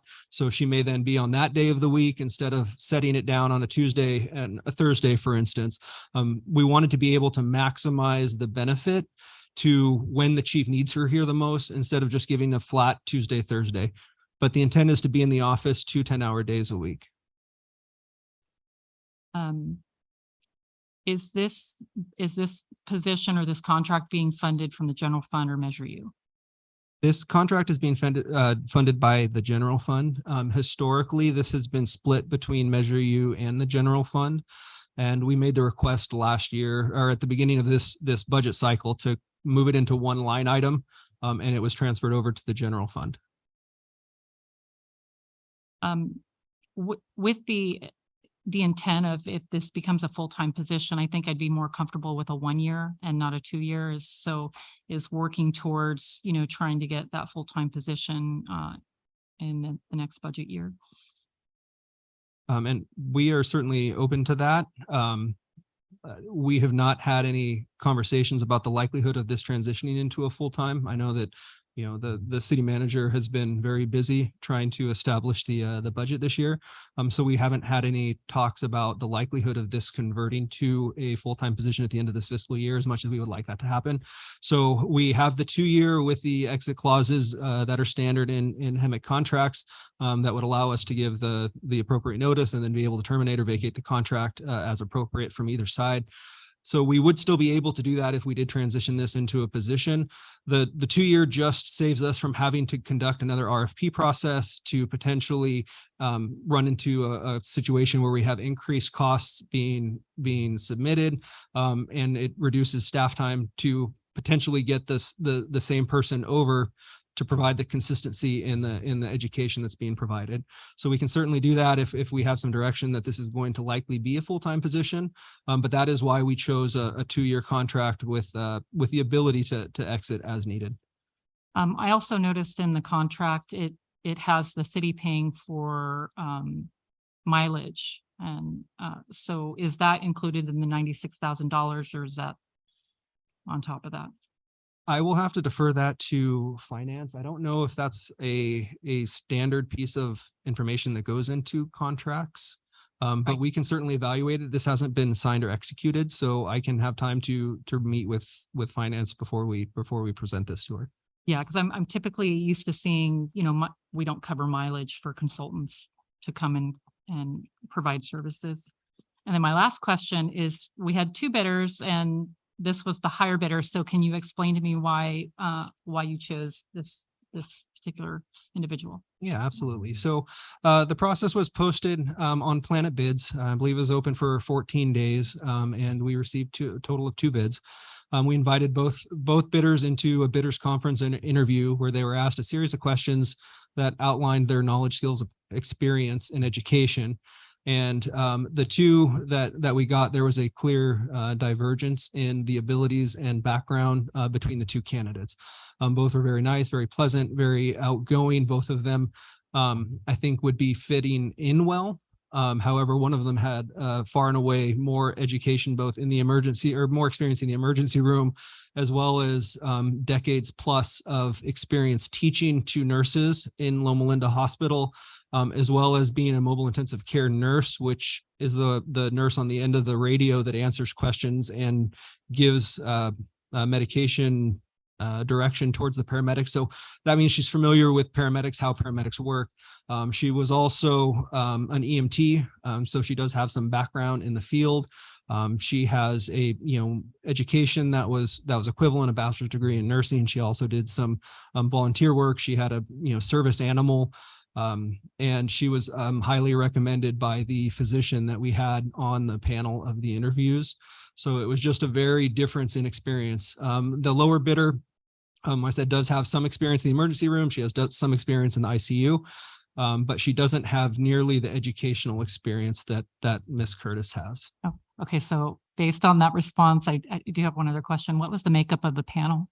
It was myself, it was Fire Chief Sell, it was the battalion chief that was it oversees EMS, Greg Lloyd, and then an emergency room physician from Loma Linda. He's also the medical director for Hemet and Riverside City Fire Department. Thank you so much for answering all my questions. I have no more comments. Okay, let's get a motion. I recommend approval of item 13K.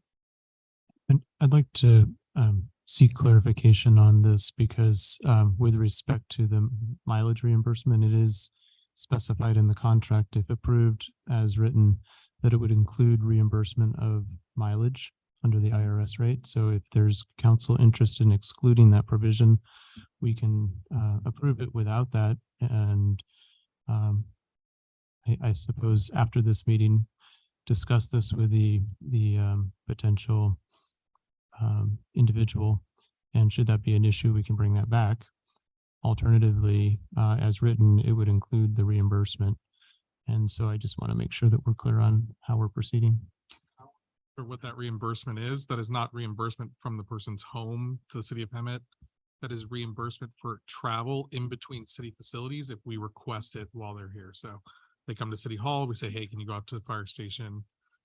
That travel gets compensated at the IRS mileage rate. I'm looking at page 508 of the backup if anyone's scrolling or trying to find it. So I do expect that that would also likely be a relatively de minimis charge. But as the city manager said, it if the recommendation is approval as written, it would include that mileage, but Okay. that is not from Riverside to from- here okay. every day. Okay. My motion still stands. Second. I have a motion by Councilmember Kendrick, second by Mayor Pro Tem Lowenthal. Council, please cast your votes. And that motion passes 5-0. Okay, moving on to 13L, I believe.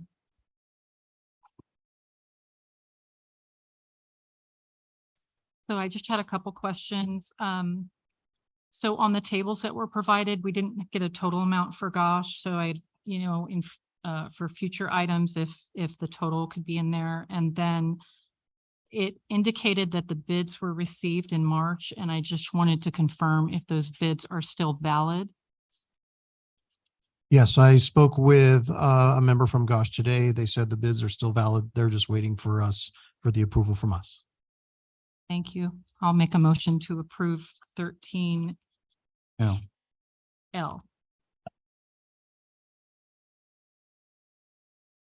Motion by Councilmember Kendrick, second by Councilmember Peterson. That motion passes 5-0. See where I'm at. Okay. Well, let me get it. Okay, we're moving on to discussion action items. I will take a 3-minute break. You're the mayor. I'm going to take a 5-minute break.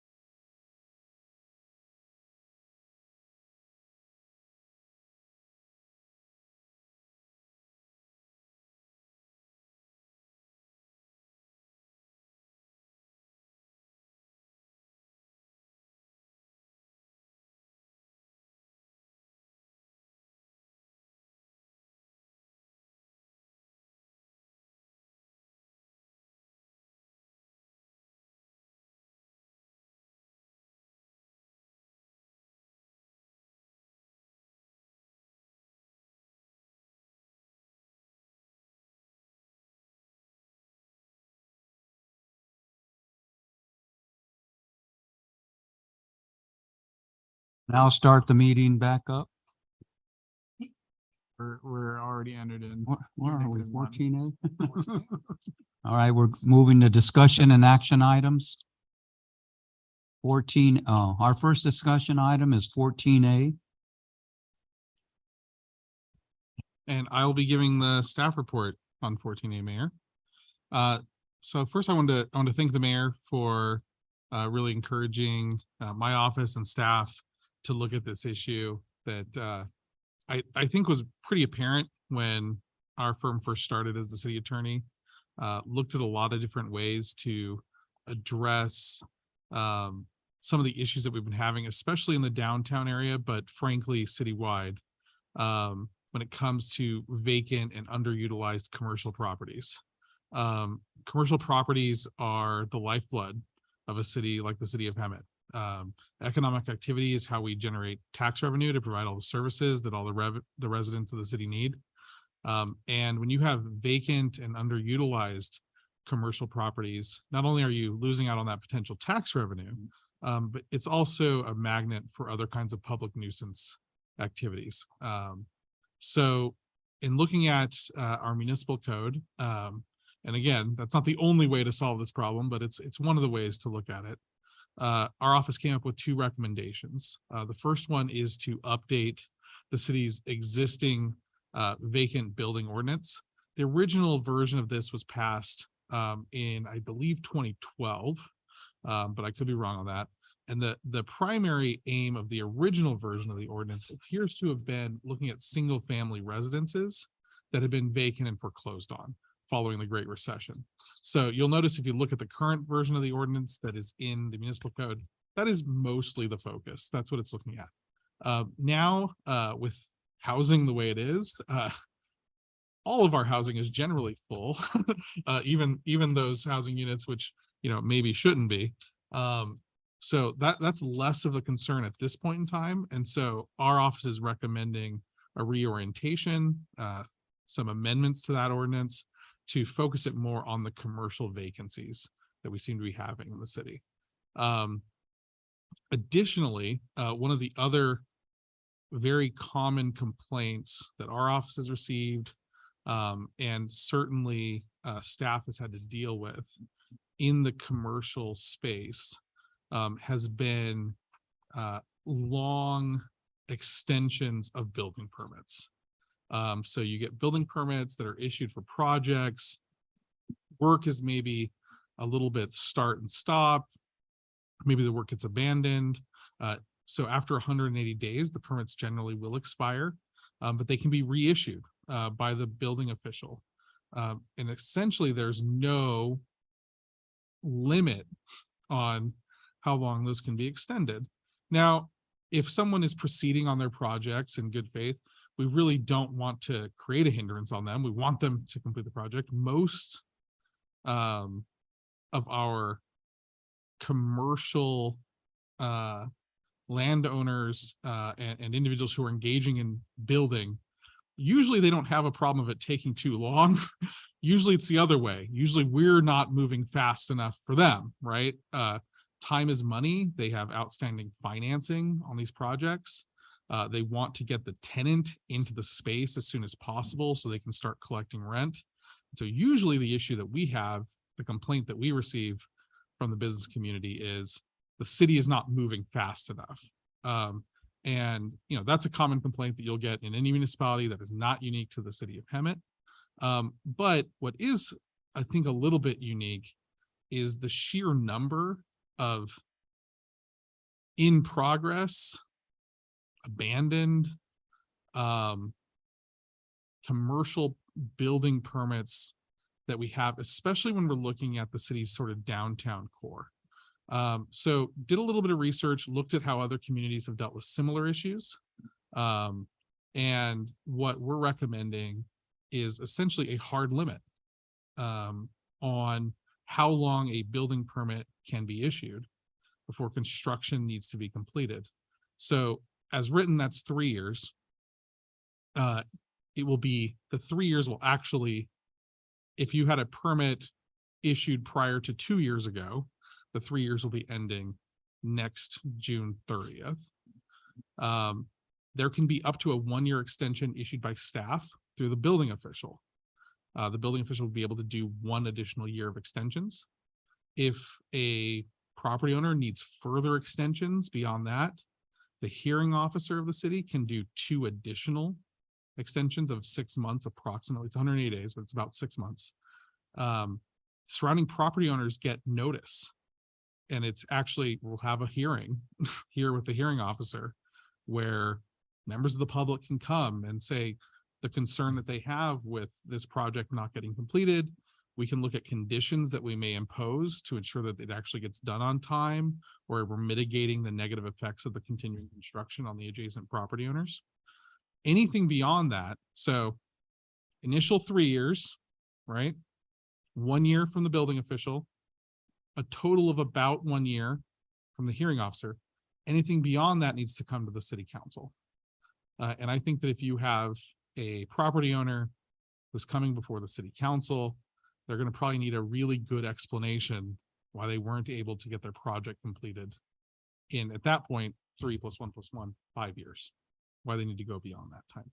Now, there are certainly projects that can last that long.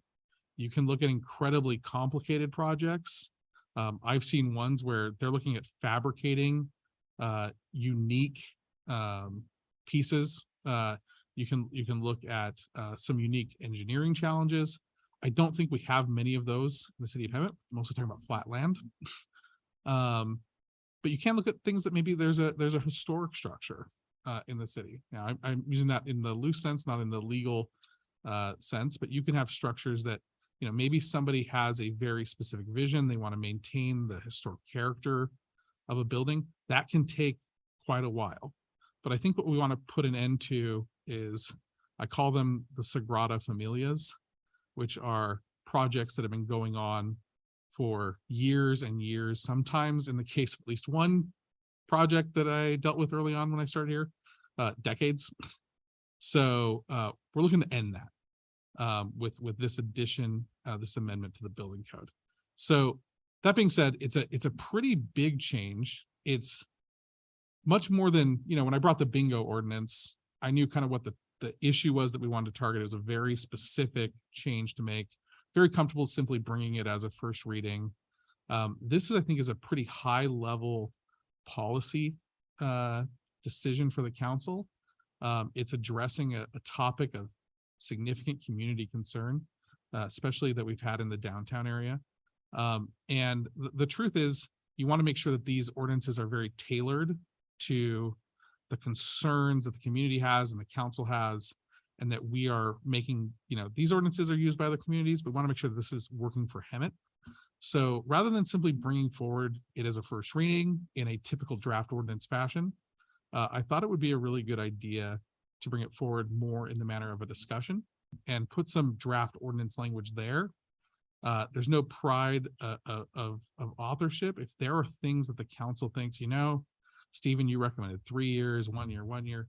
You know, we really want to do it a different way. We want to tighten the belt a little bit. Maybe we think there's more extensions.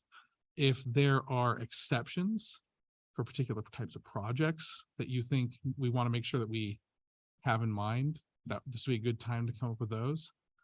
Or if this isn't the direction you want to go at all, that's fine too. This would be, I think we're looking at the issue that we're facing in our downtown from a underutilized and unutilized commercial building perspective. I would classify this as the stick. So this is ordinances, regulations, there are consequences for violation, there are fines. This is the thing that we use to attempt to gain compliance. I think that there are probably a lot of carrots that the city council could look at as well as ways to induce utilization of these properties. And maybe, you know, that might be an appropriate sort of side conversation to have as well. So with that, Mayor, I'm happy to take any questions, but I think you probably are good for a discussion among the council about which direction you guys want to go. Yeah, what I'd like you to do, first of all, is in section 105.5.2, can you just clarify? At 105.5.2. Yeah, the beginning, just read it out and just clarify what we're talking about? The whole thing? Yes, please. So for any project for which a tentative and final track map is not required, the maximum allowable time to complete construction for any work that requires a building permit, including but not limited to any construction, reconstruction, rehabilitation, renovation, additions, modifications, improvements, or alterations, shall be limited to 3 years unless an extension is granted in accordance with section 105.5.3. For building permits issued on or after July 1st, 2021, the time limit to complete construction shall begin on the date of issuance of the first or original building permit. And the reason for that is you sometimes have successor building permits when you get a new contractor. So we're going back to the original building permit that's issued. For building permits issued prior to July 1st, 2021, the time limit to complete construction shall be 3 years from July 1st, 2021. So 22, 23, 24. So 1 year, approximately more or less 1 year from now. Final inspection and approval of construction work by the city shall mark the date of construction completion for the purposes of this section. Time limit set forth herein shall not be extended by the issuance of a subsequent building permit for the same project. Thank you. Now, if we go down to 105.5.3. You want to read this whole thing? No, we're not going to read it. No. It gets I just longer at wanted that you to point. clarify the beginning. Okay. On number B, Yes. where it says accompanied the fee set forth in the city's. Yeah, so you'll notice that language in this. You also notice similar language in the vacant building ordinance. I usually put enabling language in the ordinance authorizing and requiring that fees be paid if those fees are established by the city council. You don't have this program yet, so you will not have these fees. The city is constantly evaluating its fees and also establishing what the base rates are for certain individuals in the city. So my expectation is if the city council approves and gives direction that you want to go in this direction, staff will develop those fees and bring them at a future date for approval by the city council. If we look at C here, you're saying that the building official has the right to give a 365-day 365 Extension, yes, beyond extension. the original 3 years. Yes, So any building official. the building official of the city, Oh, the building official. the building official. Yeah. Okay, not, Not a building inspector. or okay, something like good. I just wanted The to building clarify that. official, Okay, yes. great, thank you. Capital letters even. Yeah. And one more real quick. Well, actually, a couple more. Go down to with it. Number 14-502. No, 14. No, take it back. 14-503. Yes. Down on number 2 or whatever that. 503. Yeah, what do they call these? The eyes. Yeah, so B1, 2. Okay, now you have 6 months there. Does it have to be 6 months? So, I mean, that's certainly something that we can talk about. The reason it's 6 months is because that syncs up with the building code. So when you have work under a building permit and you have not done any work on that for 180 days, that building permit expires by operational law. Now, it can be renewed under the existing language of our building code, right? So the reason that I use that definition here is because that's the same as the language that we use in the building code. Okay, so. All right, well, that's fine. I just wanted to see if. Now on this I right here, or the next one down, 3I, Yes. exterior wall and or roof coverings which have become how do you say that? Deteriorated and do not provide adequate weather protections resulting in termite infestation and or dry rot. Yes. And can we add or have been removed by owner, just because. Or have been we do- removed by the owner? Yeah, or something, because if somebody removes a roof and it doesn't have a roof for years and it wasn't from infestation or anything else, but just removed it, I mean. So I'll let you know what the problem that we're trying to solve with that language is when you're, again, we're looking at building projects that are not getting done in a timely manner. So oftentimes what you'll see is framing or roofing or exposed wood that hasn't been vapor wrapped and sealed, and it's exposed to the elements for extended periods of time, longer than it was intended to be. And so you start to lose the structural integrity of that wood.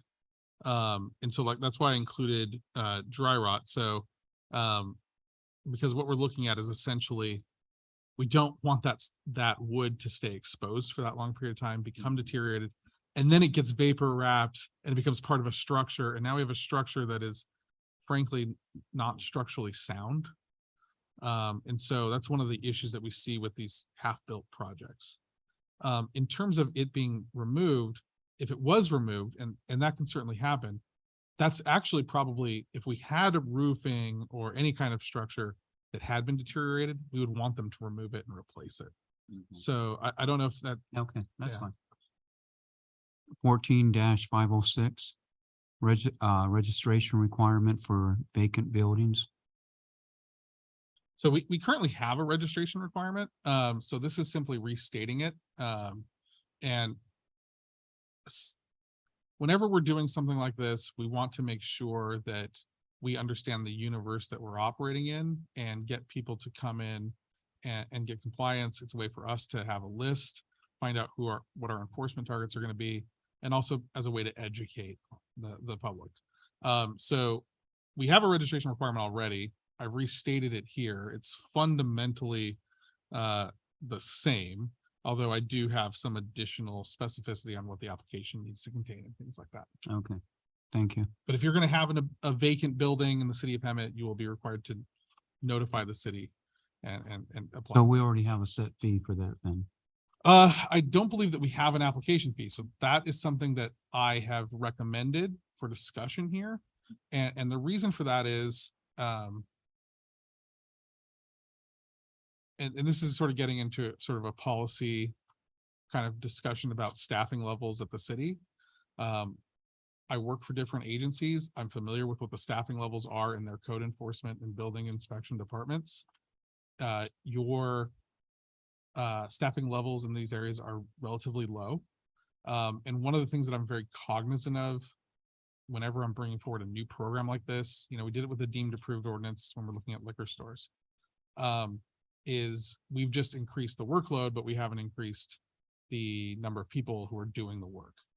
So one of the things I look at is there a way to have supplemental revenue coming in from that program that is being supported by the people who benefit from the program? So in this case, the beneficiaries, although I don't know if they would view themselves that way, are the regulated property owners. They should, if you did something like this, the theory is that they should be the ones who pay for the cost of the program, not the general public being supported through the general fund. So it allows the city to establish a fee for the regulatory program that is paid for by those who are being regulated, which is property owners who have vacant vacant buildings in the city of Hemet. Yeah, and going down to the 3 I's and number 4, I guess 3I. Number 4. And right above number 4 and number 4. Yes, okay. I just had a question on how do you plan on enforcing this? And what if the owner declines to hire security? So one of the, essentially what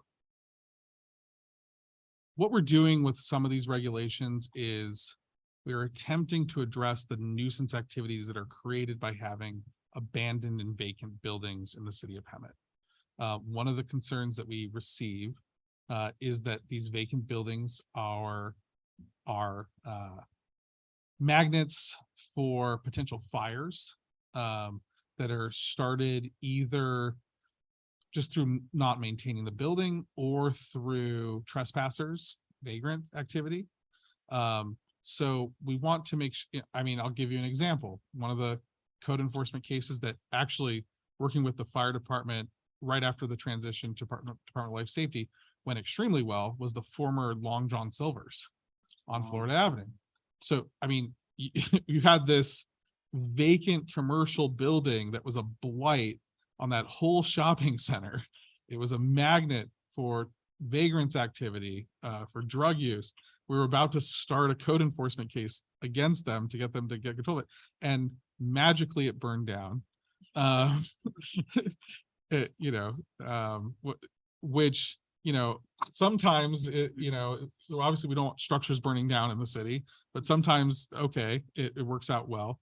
And because we had already teed up the code enforcement case, working with Department of Life Safety, we actually had the owner's information. We were all ready to go. We hit them hard immediately that they need to abate the structure. And they got that site scraped, I think within 30 days, which is a speed record for our city on something like that. But it goes to show the nuisance activity that you can have, which is, okay, that worked out kind of well. We took a blighted structure. Now it's a concrete foundation. But if you had one of those and it was closer to that motel that was next door, if it was closer to another occupied structure, it could have actually caused a significant life safety issue for occupied structures. It could have caused a occupied valuable commercial asset in the city to suddenly become it can't be occupied anymore. So we want to impose those regulations. I'm not going to tell you that I am 100% confident that we can bring the hammer on every single one of these. But we want to have the tools available to us as the situation arises. My final comment is on 14-508. I just want to let you know I like all of it. Oh, you like it? Yeah. So this is a problem that, and honestly, it was a problem with that property. Not to pick on the Long John Silver's, because again, I think once it burned down, the property owner acted very responsibly in abating it very quickly. So I don't want to pick on them.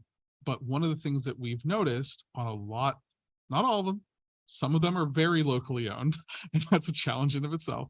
But we do have a significant number of commercial properties that have been bought for investment purposes by individuals who live relatively far away. They've never visited the site, or they visit it very infrequently. And they don't really keep track of the status of the property. The rent checks come in, and that's pretty much all they care about, right?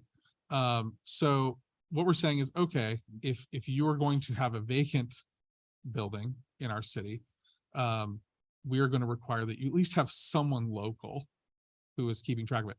And again, that is not a new thing necessarily. I've restated the requirement. That is something that already existed. But I do think it's very important. Yeah, definitely. Thank you. Is there any other questions?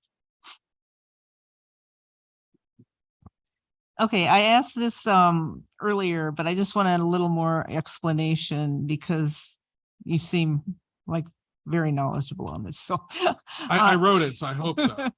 Okay, so on page 6 of 26, under scheduling and noticing. Yes, hold on, let me get there. 6 of 26. So we're looking at page 544 of the backup for anyone following along. Okay. Okay, so it says here, city manager shall hear and decide whether a second application for extension or third application for extension shall be granted, conditionally granted or denied. So in one part of it, I thought I saw a 180-day extension. And then you mentioned earlier today, you can get 2. And now this says a third one. That's a fair question. So the first extension is the building official for 1 year. The second and third extensions, in the way that the ordinance is written, are the 2 approximately 6-month extensions from the hearing officer. Okay. So second and third is the second year total if they're granted. Okay. Yeah. And then just a thought came to my mind as I was reading through this, and to Joe's question. So if they're in process of building, and it's been years and years and years, and they don't finish it within this amount of time, and they've exhausted all avenues, what happens then? Are we going to bulldoze it? Yeah, maybe. So at that point, it becomes what the city attorney refers to as an enforcement matter. At that point, you have unpermitted construction, right? So the enforcement mechanisms would be those that we have for unpermitted construction. We would order that the owner remove all of the construction that has been done under the expired building permit. If they don't, we can then pursue our own abatement remedies. And like you said, bulldoze, I don't know if a bulldozer is always the I'm not a truck guy. But Balls. you want the demolition ball, wrecking ball. It is possible that you may end up in the situation where the city is abating it. It could also end up a situation where we have some sort of settlement agreement with the owner of the property to figure out a resolution to getting it done. I can tell you, I've seen this enforcement process play out. I've seen one example where you had a property owner, because keep in mind, like, first they're getting the notice, then they've got to go to the building official, then they get dragged in front of a hearing officer twice. And then the last one is you go before the city council. I've only seen, in the instances of the communities that have adopted similar ordinances, one example where you had someone who had so clearly missed the mark, was not taking this seriously, was not getting the work done, did not have a reasonable explanation for the delays that were causing. Look, COVID caused a lot of delays in both materials and in labor, but COVID's over, right? Now it's just expensive. That's the truth. That's the answer we get a lot, is labor and supplies are expensive now. And a lot of people are undercapitalized and they just can't get the job done. That's not an adequate explanation most of the time. So I've seen one example where it happened and the city pursued an enforcement action, and the owner had the opportunity to get the construction work removed by a certain date. If they didn't, the city was going to go seek a court order to remove it themselves. They ended up doing that, and then they assessed the costs of removing it on the property tax roll of the property. Thank you. Yes. I would have gone a little bit more strict. But that's my personal opinion. Can we legally go retro date? So technically speaking, we're not retro dating, right? Everybody, even those that have had permits in existence for 10 years at this point, have a year until the expiration kicks in, right? They have 1-year extensions from the building official, which they currently already have. They have the possibility of an additional year if they have, if a hearing officer can make the findings. So at this point, before they even come to the city council and see this wonderful council wanting an explanation why they need more time, they have 3 years to get their act together. Okay. There are certainly complicated construction projects that could last longer. I'm not aware of any in the city of Hemet that would meet that criteria, but that would be for the due process hearing process that we have here to decide. Yeah, I would have said 2 years max, but I went and talked to some developers who have built other around Hemet, and they said, we need 3 years. So. Right. And just keep in mind there is a very clear exemption here, which is for a project for which a tentative map, final map are not required. Right. So when we're right. talking about like our subdivision or housing builders, they're not going to be. Yeah, they're not going to do it, but I'm thinking of, was a couple projects on the west side of town that took a long time. Sure. And in some instances, it was the city, not necessarily the developer, but I've seen that come up in hearings. Yeah, and yeah, it got done. Valid response. So to follow up on Jackie's question, because I've got that written down, then what? Is it possible to add into this the receivership program like we do with residential? So there are 2 types of receiverships. There is the health and safety code receivership process, which exists specifically for residential structures. Right. And we can, and have successfully argued that includes things like hotels and motels, right? Where you have human habitation. When you get to just commercial and industrial where you don't have the human habitation, you don't have that same health and safety code receivership process. You do have a general receivership remedy that is available and you can ask a court to impose on a commercial or industrial project. So that is a possibility. You know, if the idea was like when we're looking at the enforcement action, I guess one of the possibilities is the city could ask in lieu of a court order to remove the work, the city could ask that a receiver be appointed, who would then put forward a plan, ask the city council or whoever the approval authority is for an extension of the building permit and then get that work done. Presumably the receiver would have to be qualified and be able to demonstrate that they will get it done amount of time.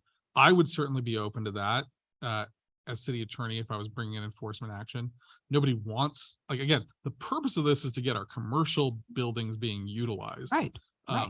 Scraping it and emptying up with an empty lot is not the goal.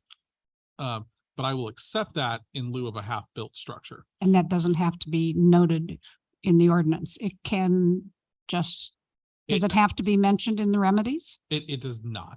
Okay. So if you look further here, I do want to give myself a little bit of flexibility as we're looking towards, you know, if you look at, I think it's number 5, I'm looking at page 9 of 26 or page 547, the backup. Nothing herein shall prevent the building official from issuing a building permit or extending a building permit if the extension is a term of an enforceable settlement agreement between the city and the property owner or a term of a court order judgment.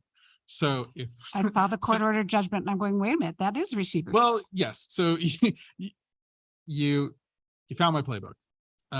So I wanted to ensure that we had that flexibility. What I didn't want to happen was we asked for a receiver to be appointed to get the work done. The receiver said, okay, but I need a building permit, and the building officials are very by the book, said, I don't have authority to issue the building permit, even though I trust you and I think you'll do a good job. So we do have explicit authority for the building official in those circumstances. Now, We're in the case of a settlement agreement. okay. Is there any option in here for eminent domain? I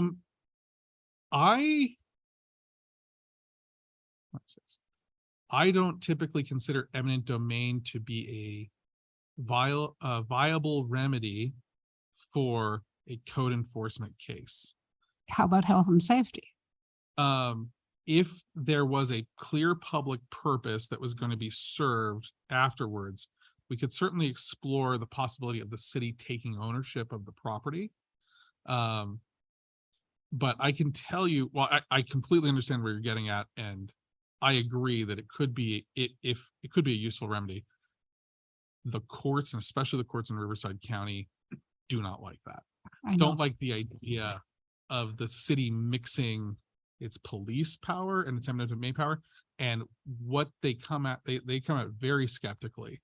And what they will say is that or at least what they will be concerned of, is the city's using its code enforcement power as a pretext to essentially lower the value of property to eminent domain it. And we don't ever want to give the court concerns about our motives. Yeah. But I know it happens other places. I can tell you, I've seen settlements in cases, not necessarily like this, but in code enforcement cases where the settlement agreement is the city buys the property and the owner just walks. So that is always an option. That is in certainly part that of is the certainly remedies. a potential solution Right. to Something like okay. that would have to go in front of council though. Absolutely. Oh, absolutely. Yeah. Yeah. Okay. My final thing here was, page 25 of 26. Whoops. Need a mouse too. Number 2, yeah, whatever, it's in the bottom. Okay. The number 2 at the bottom of page 25. Oh, you liked my finds? Well, yeah, but it says non-residential property in downtown. Yes. Do you define downtown anywhere else in I this do. article, or is this in the downtown specific plan area? Both of those things are true. So, yes, I do define downtown. I define it on page 14 of 26. or Okay. page 552, subdivision F. And I defined it as the area bounded by the downtown specific plan. Oh, you're so good. See, I missed that paragraph. But I saw the downtown. I'm going, whoa, wait a minute. I have a Which time machine. definition of downtown? I have a time machine, and I watched this meeting and I went back in time and added that definition. You went back a while back. But I couldn't think of a better way to define downtown. Well, yeah, so and the downtown specific plan is very specific on the definition of downtown Hemet. map and everything. so. Exactly. That's all the questions I have. I like this. If we could speed it up and get it started today, that would be absolutely great. Thank you. Okay. Your turn. You mentioned that there's a number of these buildings. Do you have a number of approximately how many that we're dealing with? Which ones? The vacant buildings or the buildings whose permits seem to go in and out? Yes. Both? No, we do not at this point, to my knowledge, have an accurate list of vacant buildings in the city, nor do we have an accurate list of buildings which would fall under the expiration. The building permit one would be relatively simple when you're looking at it, because I say relatively simple, I'm not the one who has to do it. But relatively simple in the sense that all of our building permits are electronically tracked. So we should be able to readily ascertain what the deadlines are on an individual case. In terms of vacant, as you see, we do have many different definitions of vacant to address different issues. And so, no, I mean, it's going to require legwork. And my expectation is that we would focus that both of these efforts likely would start in the downtown, which is a defined area, which is easy for us to kind of get a grip on before we start spreading out in the community. And, keep in mind, the definitions still include things like you could have a vacant single family residence. So, I mean, I don't know the total number of structures in the community, but it's tens of thousands. I had a problem with the 3 years. I think I think that's a lot, especially in Hemet. Just in my experience, it shouldn't take that long. I think 2 years would probably be appropriate. Also, when the building official does approve a 1-year extension, is there any way that the council could get like a quarterly report? Just so that we're aware, because, we do get calls from constituents, following up on these. So that would certainly be, I think, a staff question. I don't know what the workloads are, but well, then let the record reflect that the city manager said yes. So you talked about these older permits, but what about permits that have been alive for 5+ years? Is there any way that the ordinance could just say, yeah, You're expired? I do think that there would be, so this goes back to Councilmember Krupa's question, which was in drafting these, I completely understand the frustration that the council and the community feels with the projects that have gone on. If there are projects that have gone on 5 years, I'm sure there are. I do think that we would face the possibility of a due process challenge to taking an ordinance that right now says you can basically be extended into the future without limits and saying, never mind, your permits are expired as of today. I do think it's a good idea to give people a runway. Because again, the goal is to get those projects done and get the projects commercially active. Right. So, and if we did that, what we would have is we would have a bunch of projects that would by law have to stop. They would not be able to be extended the way it's written now. It would certainly result in a significant number of code enforcement litigation cases, which I'm okay with, personally. But I don't know if that really necessarily gets you where you guys want to go. I understand you guys want to be tough on it. But it would subject us to potential challenge, and it would essentially mean that those projects have to stop and go into some sort of litigation to be resolved. So could we put something in there that the 5+ permits that are currently out there, and if this ordinance goes through, that they had a 6-month period to become active? If you wanted, so let's go. Dates are one of those things that lawyers should be good at. So if we went to 22, 21, 20, 19, 18. So if you wanted to say for those projects where the original permit was issued prior to July 1st, 2018, then that expiration date won't be July 1st, 2024, but it'll be 6 months from the operative date of the ordinance. If you want to do something like that, I think that that's reasonable. They still have the extension process, and I think there's a basis for differentiating between those two. The truth is, I don't know how many projects you have that have that length of history, especially in the downtown. So there's a couple. Well, and I mean, and correct me if I'm wrong, but in my experience with a building permit, when you have an inspection, then that kind of triggers you, you have the 180 days. When you have like a successful inspection or you've showed progress, you can't call an inspection and you haven't done anything. Is that? So the way it's written now is every time you get those inspections, yes, you're correct. You then have 180 days or approximately 6 months from that time period to have further work done and to call in for another inspection. And if you don't, it expires. But the truth is, all you have to then do is go to the building official and say, can I get another permit? And they'll grant you a new permit, but it's simply an extension of that original one. So that process is not being changed by this. What this is saying is, okay, but once you get to that 3 years, building official can't do that anymore. So it still they still have the expiration for lack of work. That's still going to go on.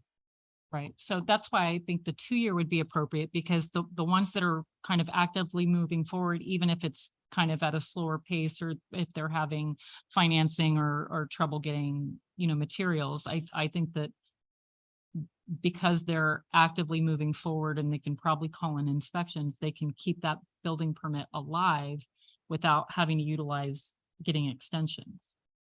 Well, so I want to be really clear about something. Say you had a project come in, right? Let me give you a hypothetical and make sure we're on the same page. Say I decided that I wanted to build a cafe. I've decided I want to have a coffee shop in downtown Hemet. Cafe Stephen. I come in, I get my building permits, and I diligently work on that for 2 years. Never have a 6-month drop, but I'm just very, very particular about what my coffee shop's going to look like, right? If you had a two-year time limit like you're recommending, even if I diligently do that, I have no lapses. When I hit the end of that 2-year period, I have to go into that hearing process to get the extension for the 3rd year from the building official. And let's say I continue being very diligent. I'm sourcing some unique materials. I get to the 3-year mark. I still, even though I don't have any lapses, I still have to go to the hearing officer for those extensions, for the 2 6-month extensions. And then finally, I would have to go before the city council. So this is a separate track, separate and apart from the 6-month expiration issue. This is a maximum length that any permit can be active, whether it's extended or whether it's being actively followed. Okay, I understand that. And I was an employee for the city when the original ordinance was done, and Did I get the history right? yeah, so is for foreclosed homes. So the registration is for foreclosed homes only. So we would have to look at modifying that. So this has been expanded. If you look at Okay. the language, Okay. this is all are going to have. And again, like as you said, the original issue was the foreclosed homes. I don't think the foreclosed homes are as big of an issue now. This one is targeting, we wanted to still have that just in case we ever had a housing issue again. But this one expands it to all the buildings. On, I think it's 14-503M. It's the PIP, and it talks about alternative coverings for windows. So I'm very concerned about alternative. Well, it says it's 14-503 M, and it's on page 553 of the staff report. So it says a property improvement program, or PIP, means a program that allows artwork or other approved displays to be installed by the city within downtown or such great geographic areas. I thought I read something about.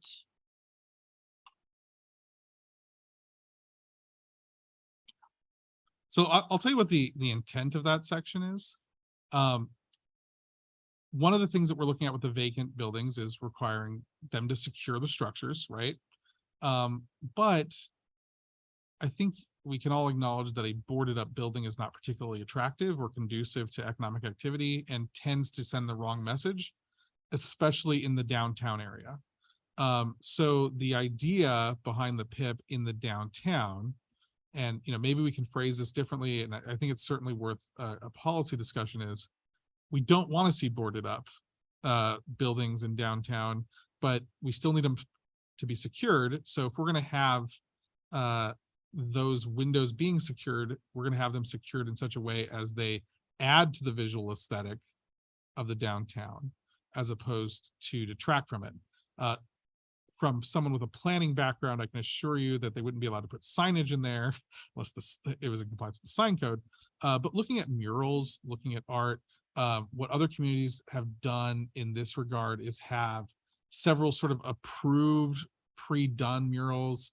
And usually what they'll do is they'll do the securing, and then they'll have a vinyl wrap of those boards as a way to, again, visually enhance the structure as opposed to detract from the area. Last question. This is on page 561. It's item F. Item F. So it's the limitation on boarding permit for a downtown. So it states that any such boarding permit is valid only for a period of time that the enforcement official reasonably determines to be necessary to effect such repairs or rehabilitation. And that's too open-ended. I think we need to have a maximum time to do that, or have some kind of trigger in there that if they need more time, that they need to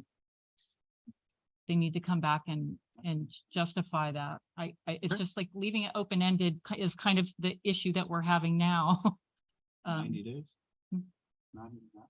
Well, I guess it would depend on what needs to be done, but I just feel like I remember that too. it's very open-ended, so I don't know if we could, if it's based on the amount of repairs, but So the language that we have there is that, the building permit is only valid for the time that the enforcement official reasonably determines to be necessary to effect the repairs and rehabilitation.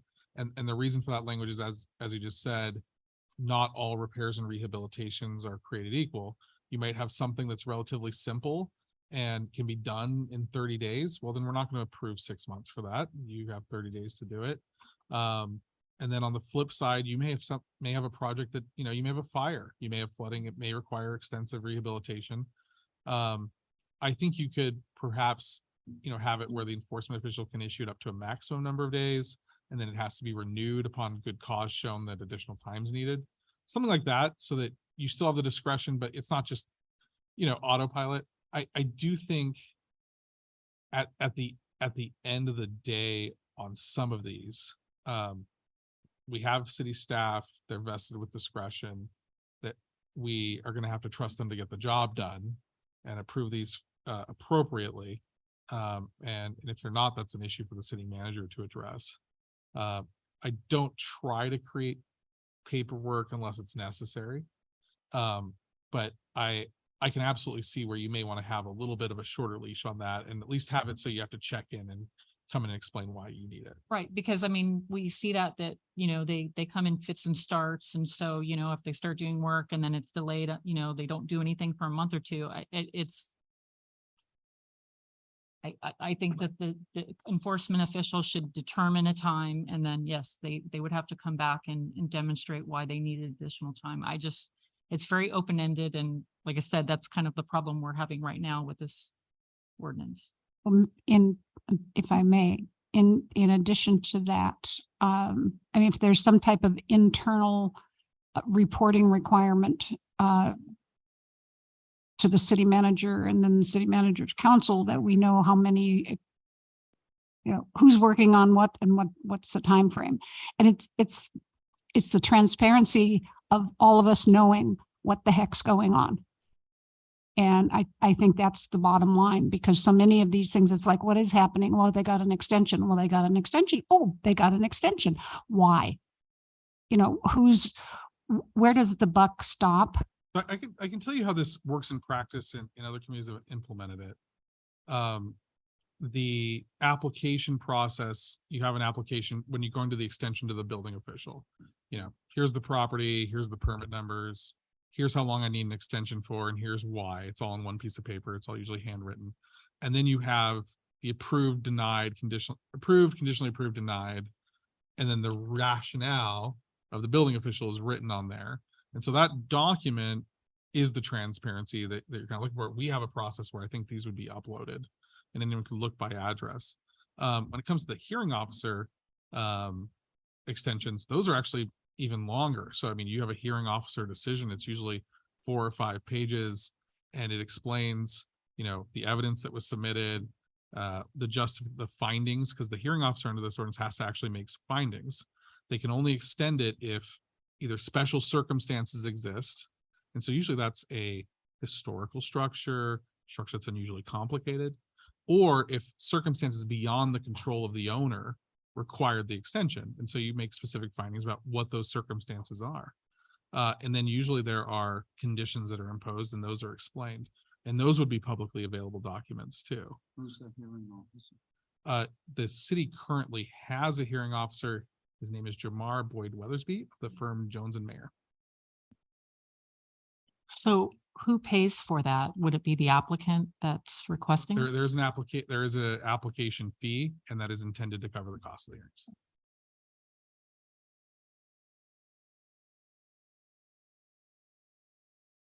How will the Real fast, sorry. And I can tell you in other communities that have these, when you have that project, those notice go out to the surrounding property owners. They show up to these hearings and they've got things to say. And they've got pictures because they've lived next to it for years, right? And it becomes an actual kind of cathartic moment. And what I've noticed at those hearings is that you will have those adjacent property owners, and they are frustrated that this project has gone on so long, but they want it done too.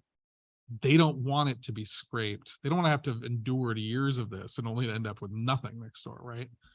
So usually everyone is rowing in the same direction, and it's mostly how can we get there? Sorry, Mayor Pro Tem, to interrupt you. So then how will these changes affect the property owners who have, how's it going to affect them that have the vacant commercial buildings?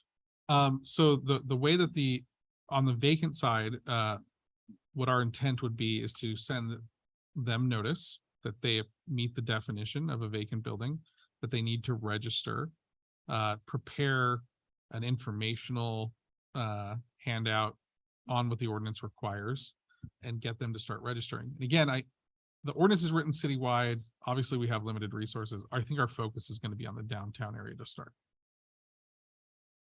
There going to be any financial assistance for property owners, you know, at least to help them comply with the rules? So that's the carrot side, and that's certainly, I think, a very good policy discussion for the city council to have. I've brought you sticks. So these are sticks. Carrots, I think, are also equally important. When you're talking about your downtown area, it's an economic driver for the city. You've taken the first step, I think, in improving the economic development manager position. And I don't want to get too far out of my city attorney lane, but I do think that there are certainly effective programs that other communities have implemented that try to create those incentives, and maybe the city manager might have more thoughts on that if you want further discussion. Well, city manager, so then how are we going to plan on monitoring these commercial buildings to address them promptly? How are we going to monitor this? So we have, so they upload this into this database. So when I'm, this thing we passed a couple months ago where it was all gonna be like imaging and stuff, and it made it easier for them to upload all these documents. And then online, you can see people accessing the permits online and talking about who's permitted and not. Is there something in there that throws up a red flag, or do our employees have to manually go on there? Is there something that flags it?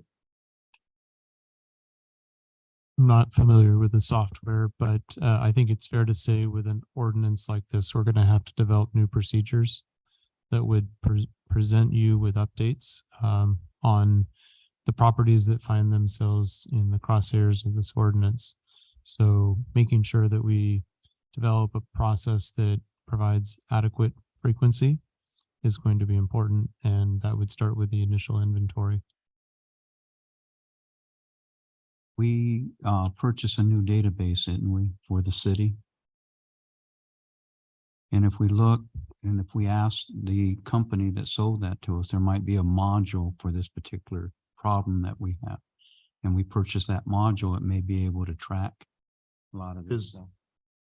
Because to the city attorneys, I'd hate to see us make a policy decision that can't even be enforced.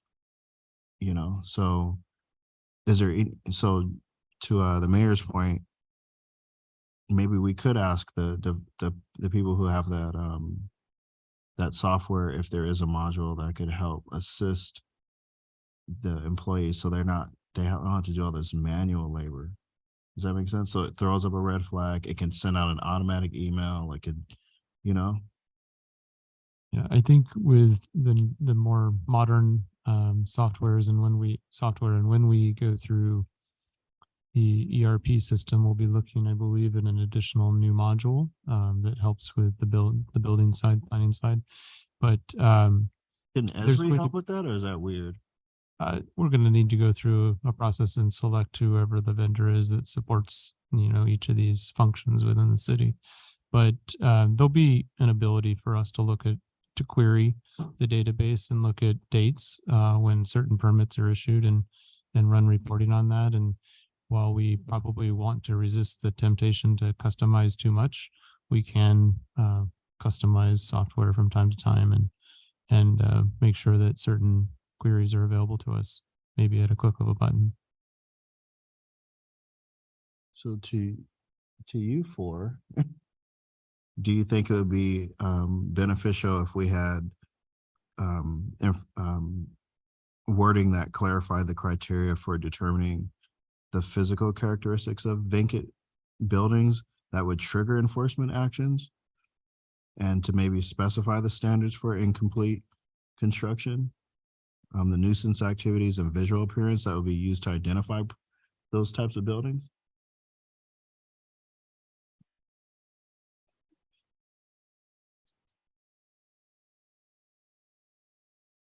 Remember? Yeah, I don't think we need to be that specific. I just want to make sure you there's have to no do is- ambiguity. All you have to do is just go out and look at all the buildings that are empty and then start there. Yeah, it's easy to tell if a building is vacant, especially a commercial building. It's very easy. So there's no way someone can get around it and say it's That I have a It's not- business in there, but there's nothing in there? Probably not.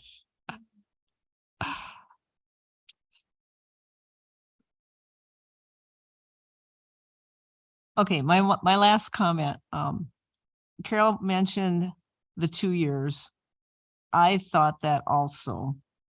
And I think Linda kind of was going towards that direction. So I think that anything that has been in the works has already been permitted, rather than having 3 years and then another year and then go to the city council. I think 2 years. If they've been working on it for 5 years, 2 years plus another year is enough. That's my opinion.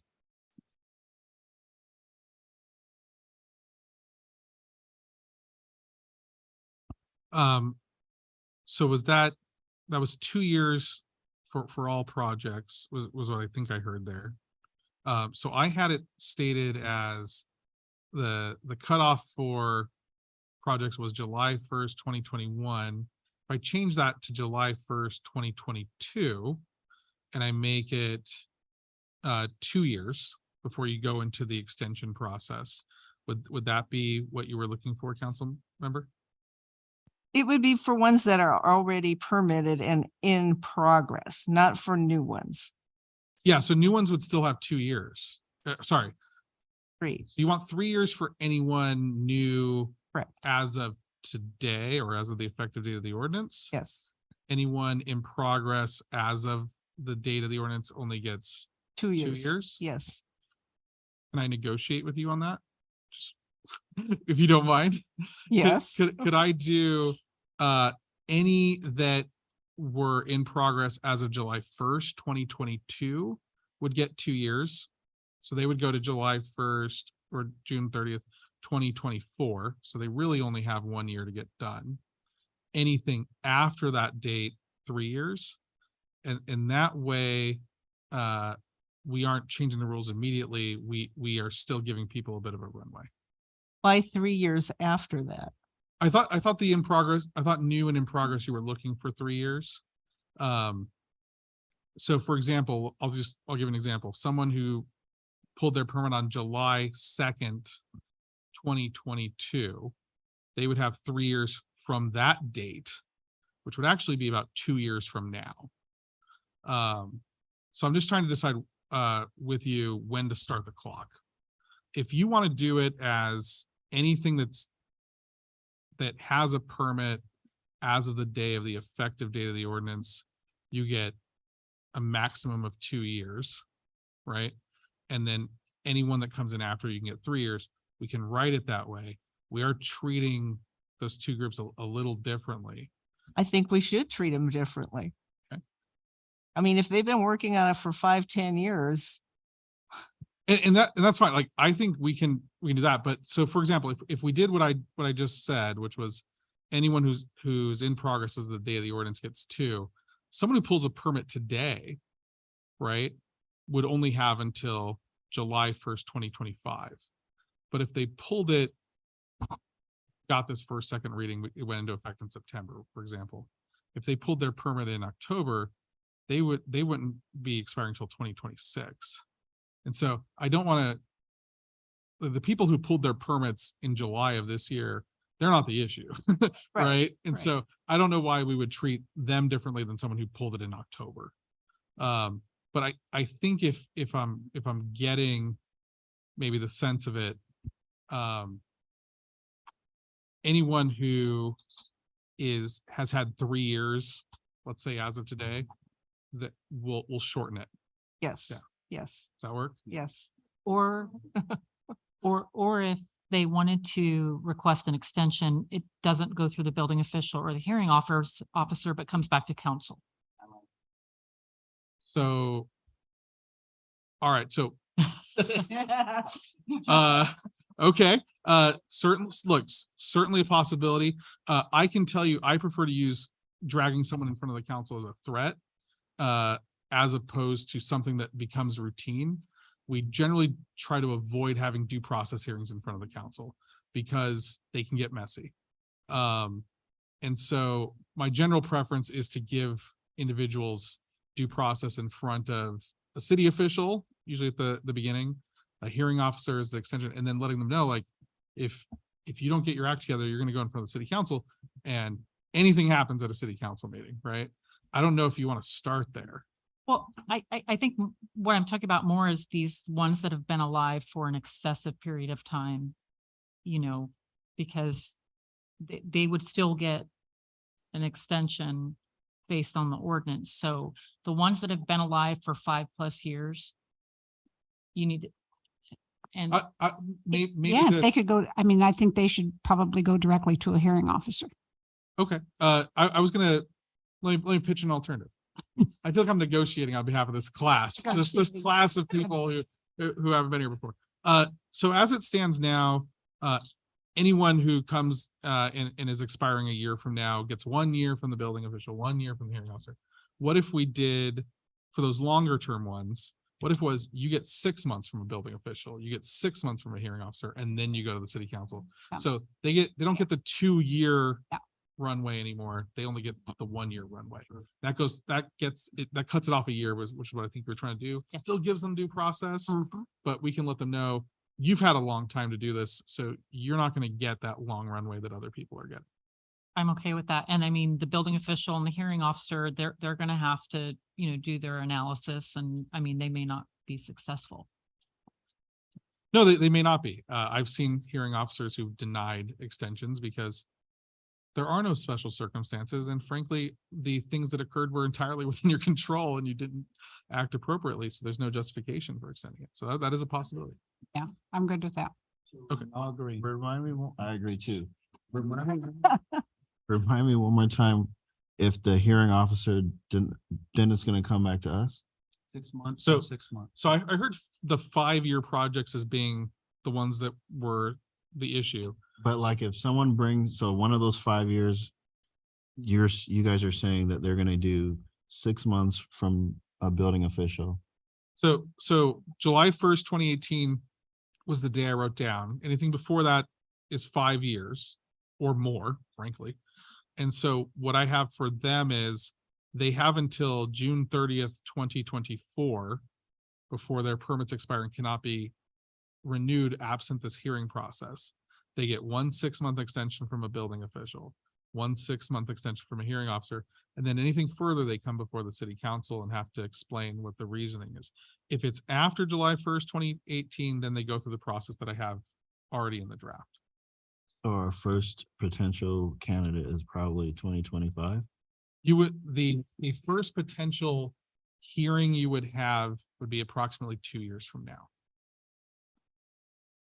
So would would the applicant have the ability to appeal the building official or the hearing officer's decision to city council? They would not. So the decision, the language of the ordinance is that those decisions at that level are final and not appealable. So if the building official says no, you have to go to the Superior Court. If the hearing officer says no, you have to go to the Superior Court. You come to the city council only if you've gotten through both of them and need a further extension. I'm good with that. Once you look at that, you got to put a width in there. 510. Okay. Yeah.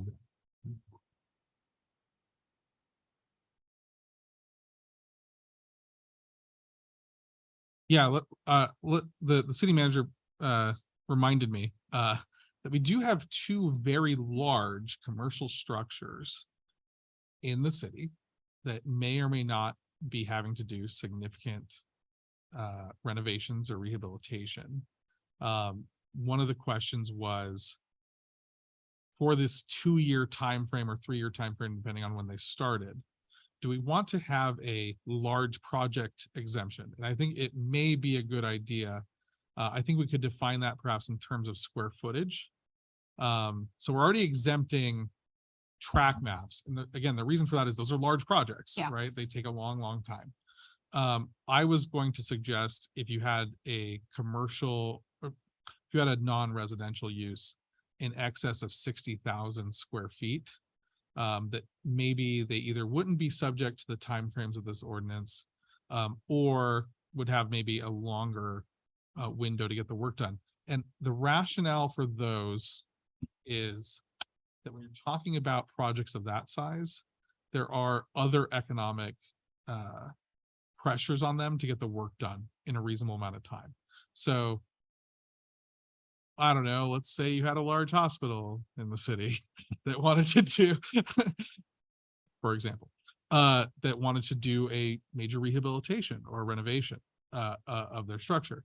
They're going to have to get financing to do that work. It's going to disrupt their operations, which would affect their revenue. They would have every incentive to get that done in a reasonable amount of time. Those aren't the projects that we are having issues with in this town. So I was wondering if that was something that you guys wanted to entertain as well.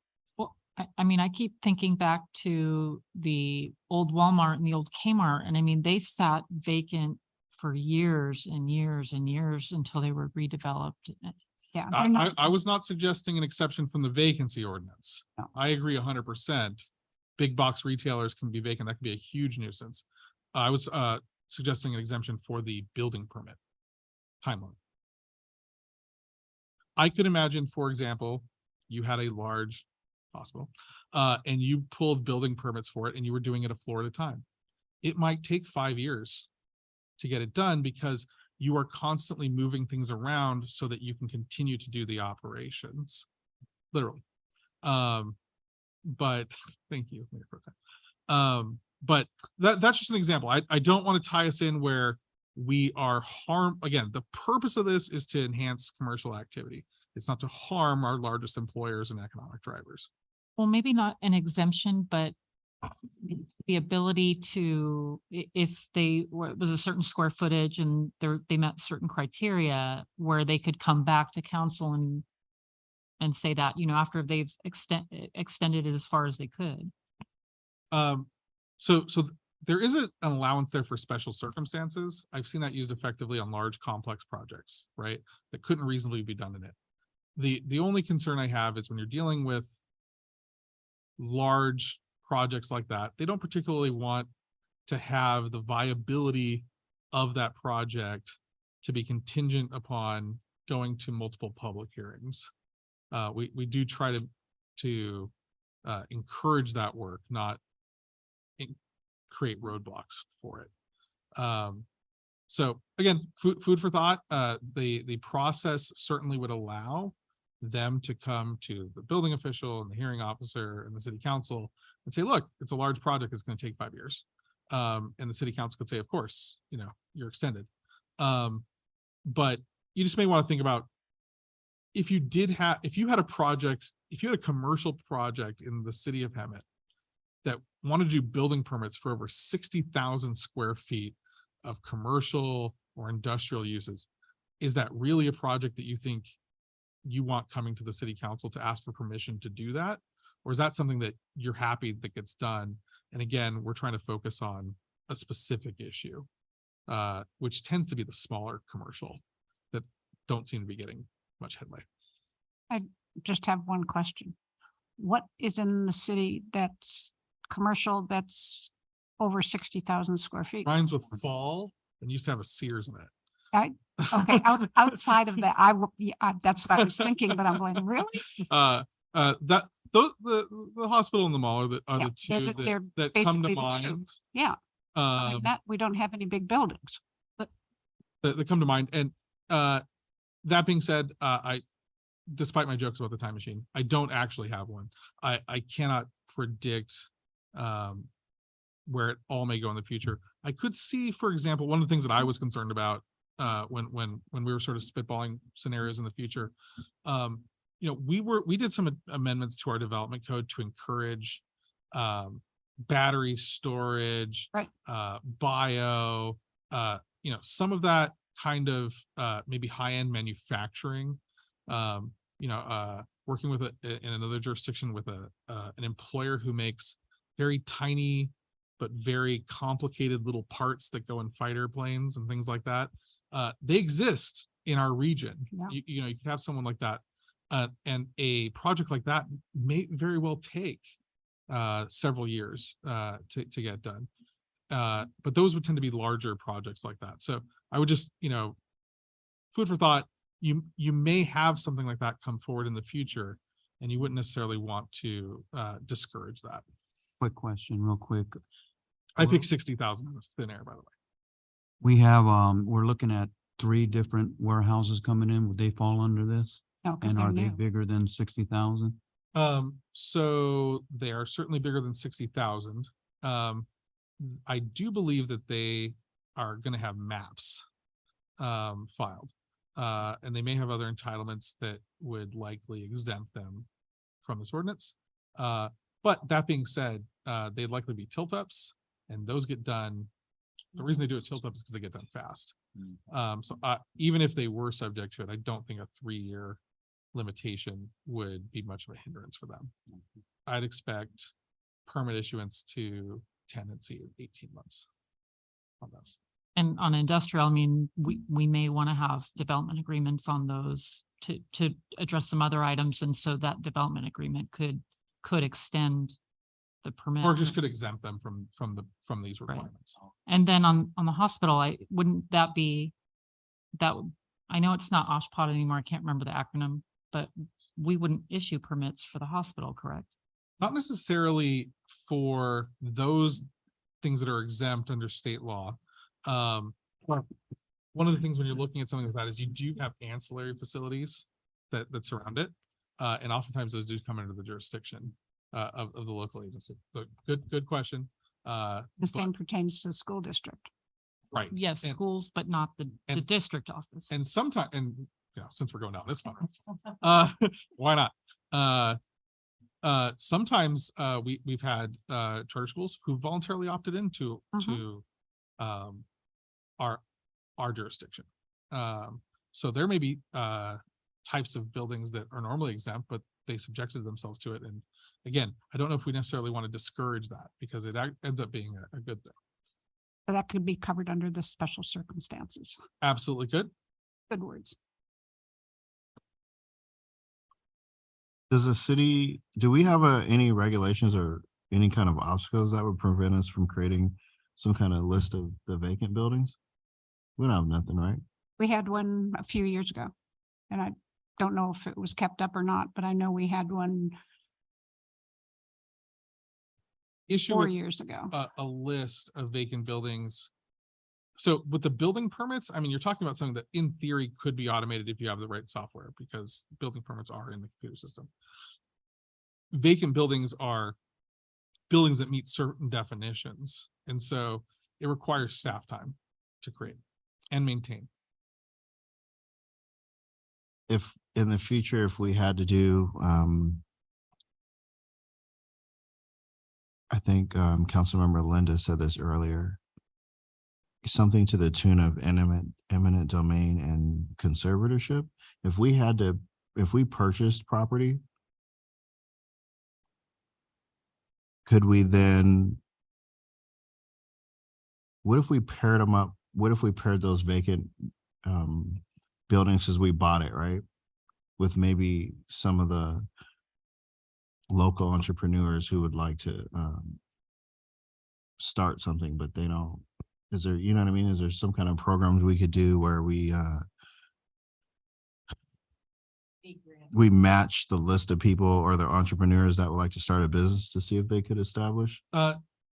That's a program I've seen some cities do to some success. I do know that when you're looking at something like a downtown of the type we have, encouraging local entrepreneurs to start up their businesses here is an incredibly effective tool. And I think when we have a stick like this, when it comes to vacant commercial buildings, I think if we had, you know, a carrot on the other side, which is you seem to be having trouble getting a tenant. We happen to have this list of 20 people who have notified the city of their interest to start a business in Hemet. That would seem to be something that could be really effective.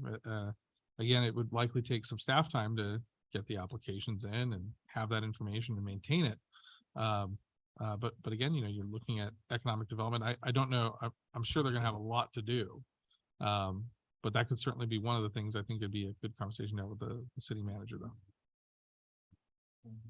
And then just so we can get this out of the way, I'll make a motion to go past 10.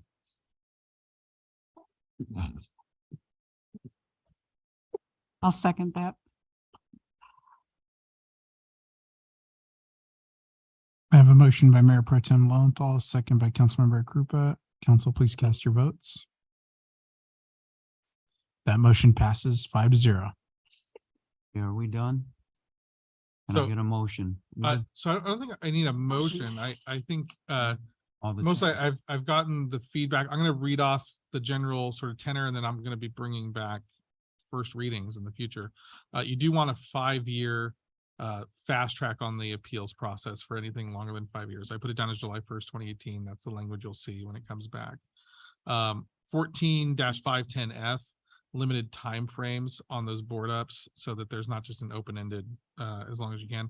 And then, for what it's worth, there are a couple of typos and maybe missing words that I've noticed going through. I'm sure some of you noticed, and maybe we're just too polite to put me on blast at the city council meeting. I appreciate that. But I will let you know that we will make sure we do have a good once over once we're putting it into final ordinance form to make sure that we are addressing all those issues as well. So you might see a couple of small but that's the direction I have, and that's what we'll be doing unless there's something I missed that you guys want to make sure we bring back. I didn't hear anything on the large projects exemption. I heard special circumstances covers it, so I'm not going to touch it. Okay, thank you. Motion? Or do we have? Huh? Oh, we don't need, you're just gonna come back, okay. All right, okay. Moving on to 14B. May we get a report from staff on the next discussion item? Sure, Mayor, I'll briefly introduce this. This is a consideration of establishing a City of Hemet Veterans Memorial etching policy. So prior to the arrival of the current city manager, the council created an ad hoc to work on developing a policy related to the Veterans Memorial at Gibble Park. And Mayor Males and Councilmember Peterson have worked on developing a recommended policy and associated procedures for city council consideration tonight. The recommended policy establishes criteria for developing eligibility, which includes a requirement that the individual must have lived in the city of Hemet during their life. The policy also includes a formal application process, which requires a review and a recommendation from the Veterans Memorial Ad Hoc Committee before the individual would be presented to the city council for consideration. The draft policy and associated procedures are attached to the report, and I'm certain that Mayor Males and Councilmember Peterson will be able to assist with questions that any council member has. Thank you.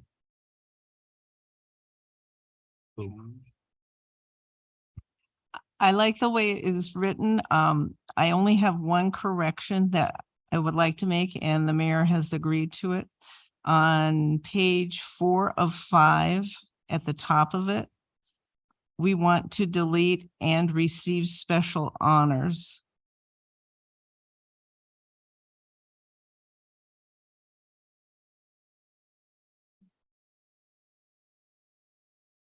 That's not necessary. So we need to delete "and receive special honors." And the rest of it, I think, is fabulous.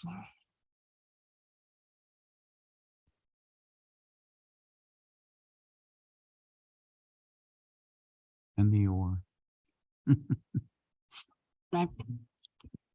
I agree. It looks really, really, really good. But I do have one suggestion. It's kind of like a CYA for council that we did do like we did with the naming policy that we struggled with for a long time, and then we shipped it off to the Infrastructure Commission.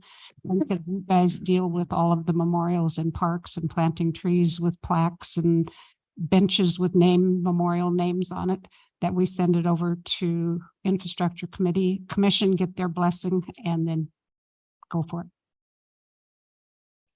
it. And I will add this, there is a commissioner on Infrastructure Commission who was here on council when that memorial was built. There may already be a policy that nobody knows about, and I would think she would remember what it is, or maybe incorporate it into the naming policy that we currently have. But I really like this, and I think it's a great idea. But that would be my recommendation, that we send it to, and I will tell you, I did talk to Noah tonight, and if that is agreement of council, that staff report could go to them and they could do this next Monday. And then I don't know that it even has to come back to us if they approve it. Does it have to come back to us? If there's, I think if there's any word that's changed, it would be helpful for us to bring it back to the full council. And because there may be other issues that are raised, it's hard to predict exactly how that conversation will go. But it would be my recommendation that you refer it to them for a recommendation, then their recommendation can be presented to you at a future council meeting. recommend, but this is a good policy. This really is. I'm okay with that. It's just, we don't want to delay it too long because we want enough lead time so we can enact it by Veterans Day. So the policy says that we want the names 3 months in advance so we can approve them and get the etching and everything. So If the Infrastructure Commission hypothetically acts on this on Monday, then we would be able to put this on your next council agenda on August 11th. And if there's no change in the infrastructure? Well, the city attorney can weigh in on this. If you would like to empower them, if it stays the same with the recommended adjustment tonight, and they're in support of that, and we condition the motion on that element, city attorney can weigh in on that. Yeah, so I think if the council wanted to approve it, unless the Infrastructure Commission had changes and then those changes be brought back, I mean, I think that that's a pathway forward. I think that generally, one of the things that we train these boards and commissions on is you're the policy-making body. So I don't want to confuse that message by saying, except for this policy. So I think the cleanest solution is send it to infrastructure with instructions that it return at your next meeting. This goes into effect immediately upon adoption. So you could have this in effect at your next meeting, assuming infrastructure was able to meet and give you a recommendation. Alternatively, you could approve it. And if they wanted to make changes, they could. The only thing I would note is that, when we looked at the agenda, the recommendation was to give direction on it. So I think that the recommendation I would have is, if you want input from infrastructure, let them know that you like this policy, but you're getting, whatever feedback that they have, sort of as an understanding that we're not asking you to rewrite this. We're asking for, your feedback on it so that it can come back at the next council meeting because the council wants to get this approved. I think that would give them a very clear mission and something. As long as they understand. Yeah, and I don't, quite frankly, I haven't read the naming policy lately. I don't know if it's already included in that. Or if there was a policy for that memorial, because I know the people out there are basically killed in action, active duty. What you specified here is what is out there. We did add one thing because of all the deaths due to the burn pits and all hazardous waste and such. So all of those things that are covered by the PACT Act that was enacted last fall. Agent Orange. Agent Orange, we have people dying every day from all those things. So we did include that in this new procedure.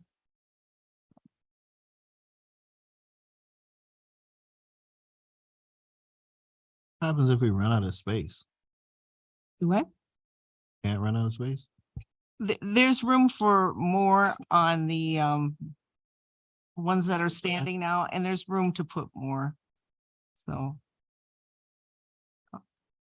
Just going to the naming policy, I did bring it up since it was something that was drafted in 2021 and referred to Infrastructure Commission. It does have a process for the naming of amenities. It does not have a specific process for the like plaques and things like this. So I don't believe that that policy would cover these exact circumstances. I know it's always referred to as the War Memorial. So, and I don't remember when the council had it built, but it. Or send it to infrastructure. I think it's good protocol to let them do their job. always change in everything. And the only thing that changes is the PACT Act,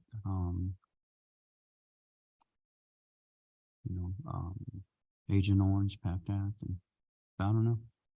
Well, and you know, they're members of the public. I don't know why they would have, why there would be any issue. Like I said, it's the protocol of letting them do their job because they set those type of policies. And they don't change anything. It's, we can still, it would still be approved in July. And August. That would give us time to add the names that come forward. Because it's a good policy. They're gonna be etched in before the day, or are we gonna see it get etched in? No, it would be, in the past, it's been etched in and revealed. Oh, so like Ceremony covered? on Veterans Okay, Day. that's- It's always been extremely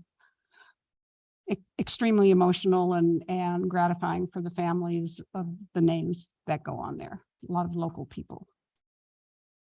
If we could do an option where it could go into approval right away after the infrastructure sees it, I would like that because we're not going to have a second meeting in July. Oh, that's right. That's right. We're talking a month from now then.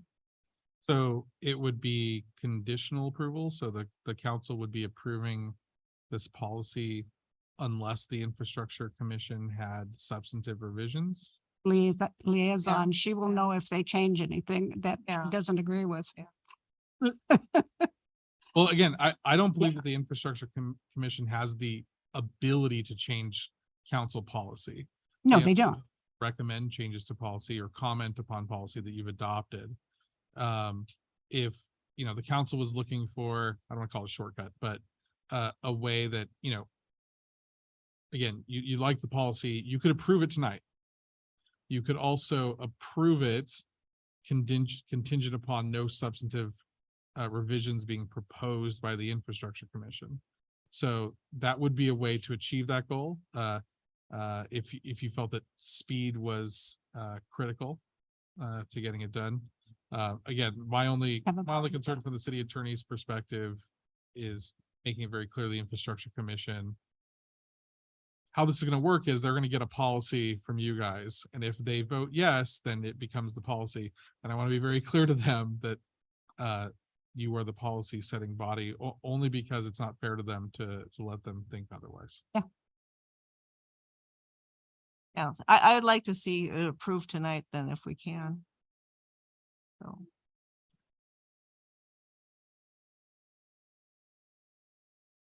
I make a motion that we approve the new policy for the Gibble Park Veteran Memorial. And then if they have any comments, we'll bring them back and you can make changes at a future date. Yes, to go before the infrastructure committee, and if there are no problems with it, it'll be effective. Second. Motion by Councilmember Peterson, second by Mayor Pro Tem Lowenthal. Council, please cast your votes. That motion passes 5-0. Great job. I just have one question. Oh. So will city clerk make sure that that's on the infrastructure agenda then? We'll make sure that the staff liaison who's in the audience also knows that. Moving on. May we get a report from staff on the next discussion item 4C, please? Thank you, Mayor, members of the City Council. I'll make my report brief as it's standard and routine in nature.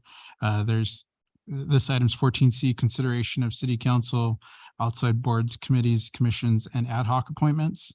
And it's broken down into two parts of the report. For tonight's discussion, we have our current list of boards, commissions, committees that need to be updated with the passing of Councilmember Meyer and the recent appointment of Carol Kendrick as District 1 council member. The council has the opportunity to reorganize or appoint Councilmember Kendrick to serve on the specific outside boards, commissions, and committees.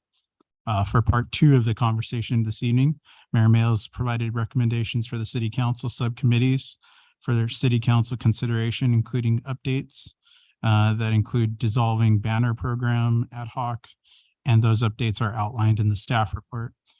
If you would like, I can reiterate those proposed recommendations, and then council can go into discussion. But that's the brief part of the report. And I do have the exhibit that's attached to the report that basically has a column to fill in the new updates.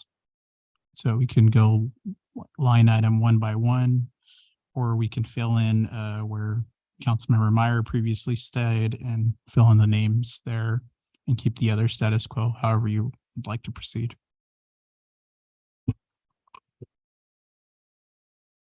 If I may make a comment, I'm sorry? I said, if I may make a comment on what your recommendations are. Kendrick on CDBG, On what? CDBG, have Carol on that, take me off. Hold on, let me see where CDBG is.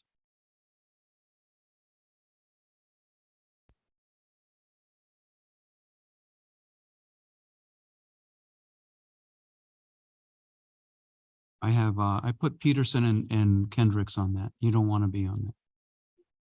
Well, I wrote it in after the fact. That's, I agree. I think that's really good.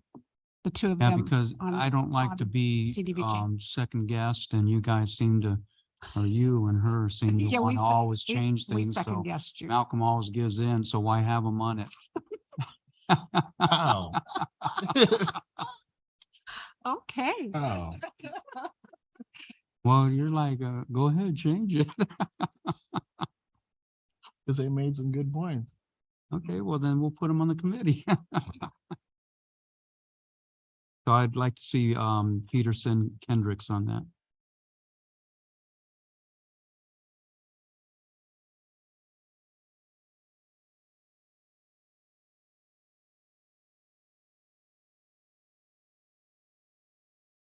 And also, there was another change.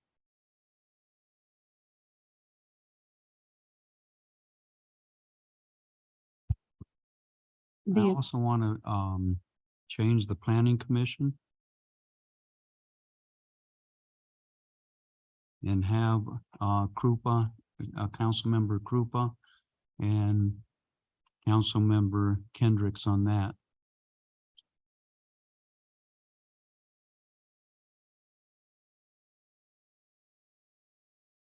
And that, Then he also fired me on the business one. he did. Yes. And investment lucky you oversight. still have timekeeper. We need somebody on the investment oversight committee, Where's that? ad at? hoc. It's on council committees and liaisons. What page? Page 6. Page 6 of 7.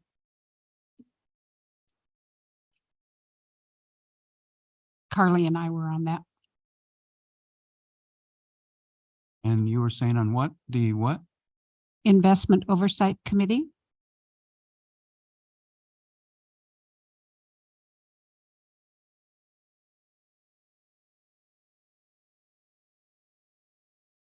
Oh, okay.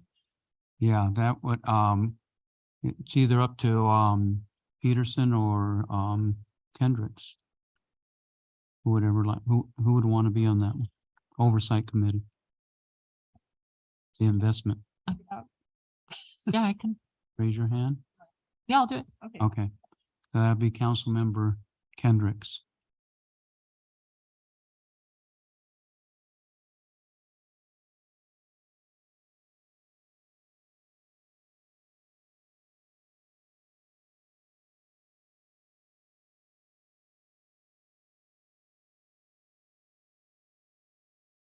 Oh.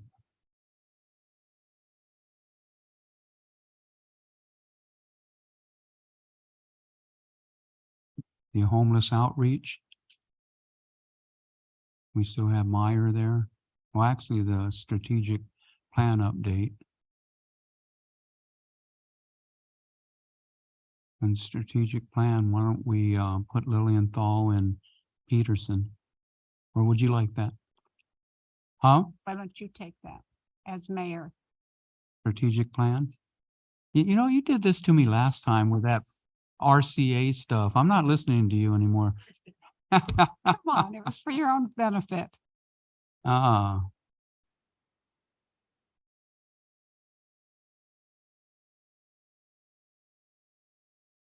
Who wants to do it with me?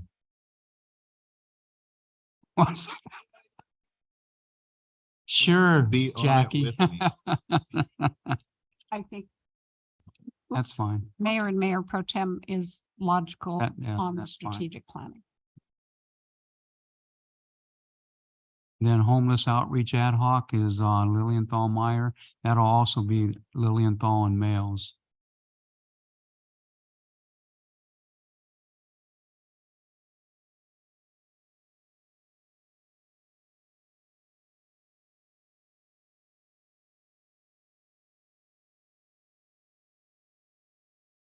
And then the California Joint Powers Insurance Authority. How about Peterson and Krupa? As long as Peterson is first. I'm sorry? Yeah. Yeah. Yeah, she's primary. I will be secondary.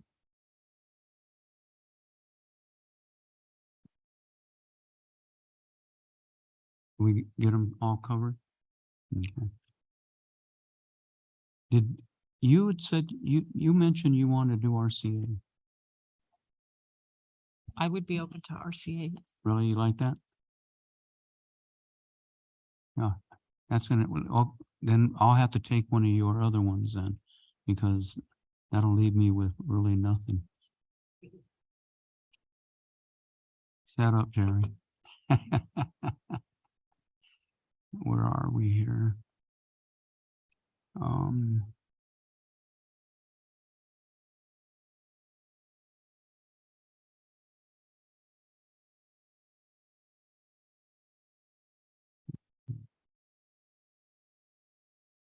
No, we'll just leave it for now.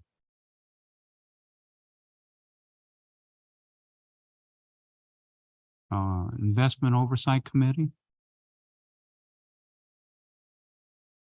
Yes, Krupa and it's going to be Kendrick and Kendricks? Krupa. Caroli? Okay, so Investment Oversight Committee will be Kendricks.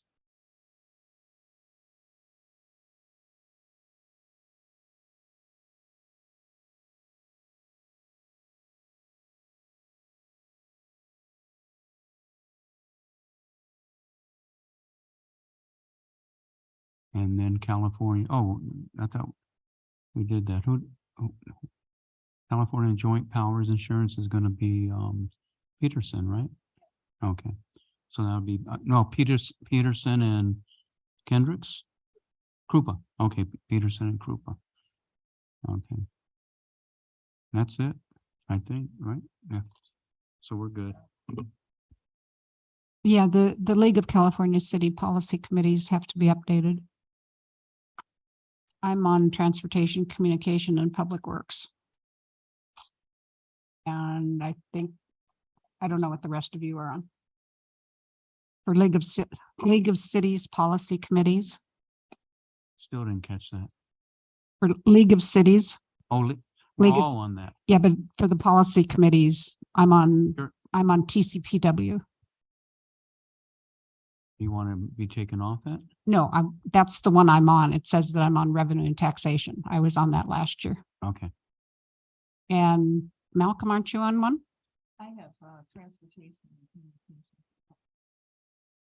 Public safety, You're on. Are you, on public works. But I'm on public safety. okay, Malcolm then is on Public Safety. You're on a lot of things here, Councilmember Krupa. You want to give some Most of to, them are wrong. you want to give some to some of the other council I'm members? just on two of them. I'm sorry? I said I'm on RTA and RCTC. Right, that you'll stay on because you're a board member. Yes. Well, what about the League of Cities, appointment? Can we move someone out or, Those are made by somebody other than us. oh, is that right? Okay. We don't make those. We get appointed by outside agencies.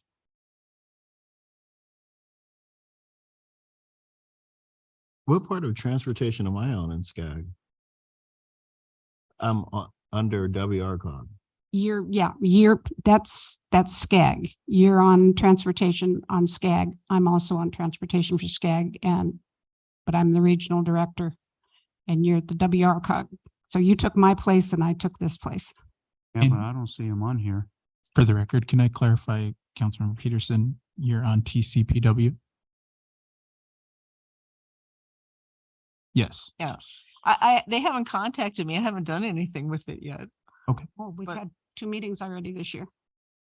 Nobody's contacted me. I don't think you're on the list. I really don't. You should have to check with Aaron. Yeah, we'll check with the league and then we'll circle back. And this is only a discussion item, so we can probably, get a draft and go Yeah, through it get one a more new time. draft and see what we have. Because our main meetings haven't changed. Yeah. MAI. When I was looking at this, I saw that at the very end for the League of California Cities, and I didn't even know I was on there. So, yeah. Well, see, and you may not be because they've got me on this was from a year ago, but you weren't here, you weren't on council a year ago. Huh. Okay. So we're done. And we don't have to make motions for this one either, right? It's just something. And I just want to clarify for the record where the council by consensus is good with the recommendations provided by the mayor for the ad hocs as well. Okay, let's move on. Hold up, should I protest? Protest all you want. Okay, we're moving on to 4D. Excuse me. Can we get a report from staff? Thank you, Mayor. Okay, this What is you've our been waiting for.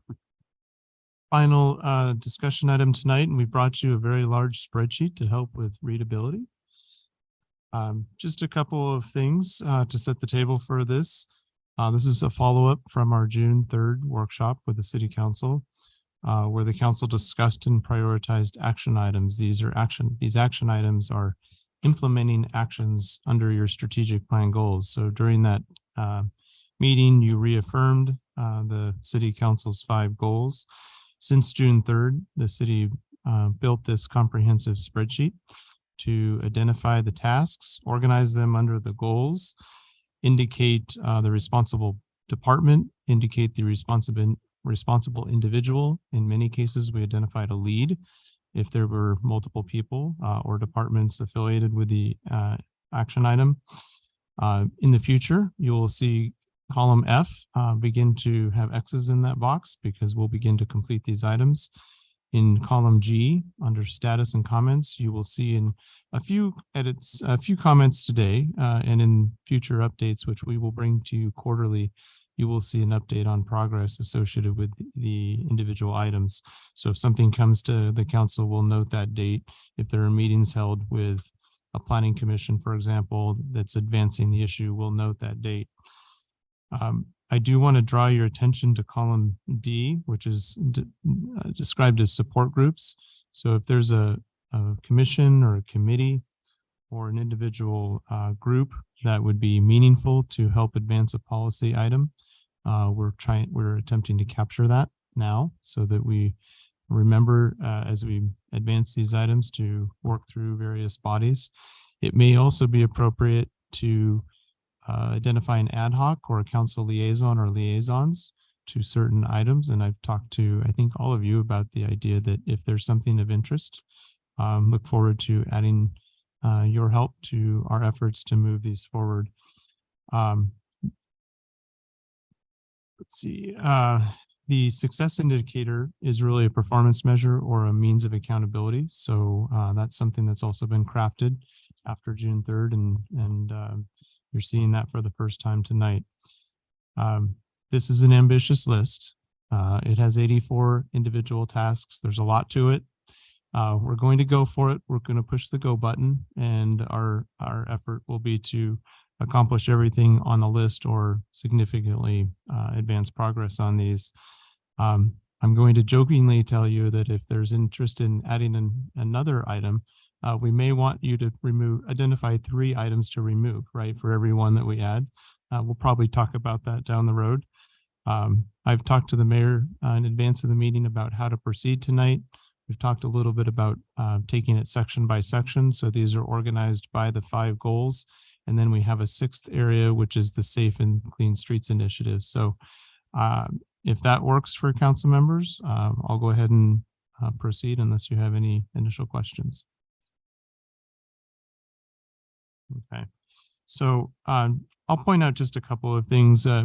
In some cases, the budget that you adopted at your June meeting already allocates resources to move many of these items forward.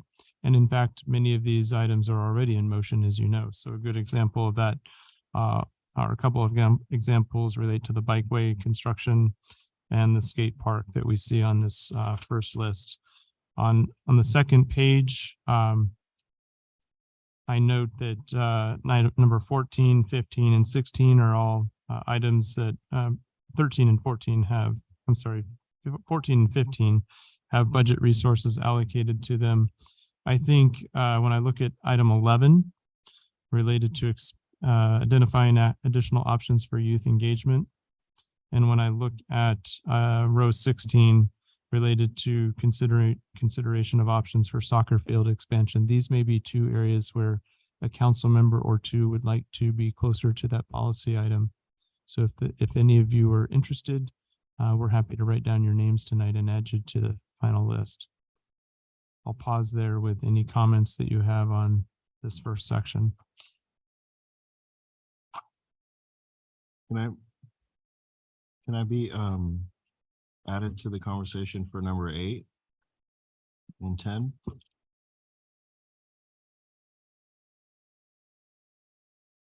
Guys have like any meetings or something like that? And then 13 and 15? And if no one else, 11?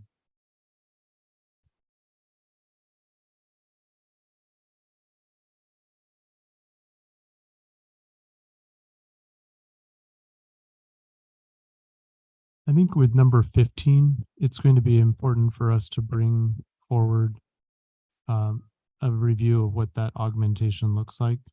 And so it may be helpful for us to work. I like the idea of having council members help us vet what a computer will spit out for us. So sometimes there are political considerations that we should be taking into consideration.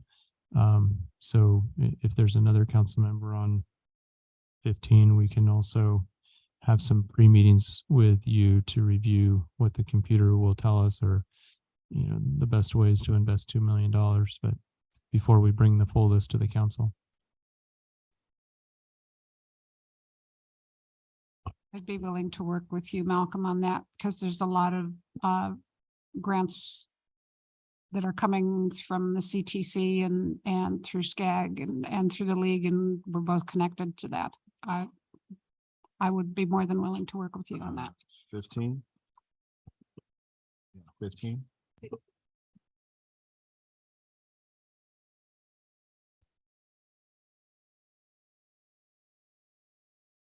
So to recap, what I've heard is Malcolm is interested in number 8, adding his name to number 8, number 10, number 11, if no one else is interested in that, or if anyone else would like to join him.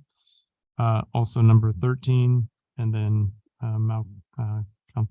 Mayor Pro Tem Lilienthal and Councilmember Krupa for number 15. Can we nominate citizens? Sure.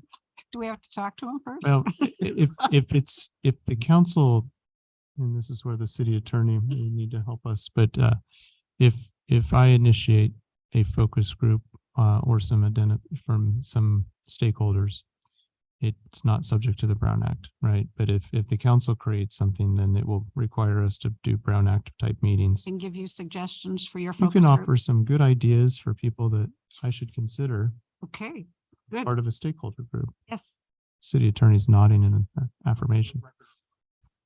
noted. I'm happy to receive any recommendations you have on other items too.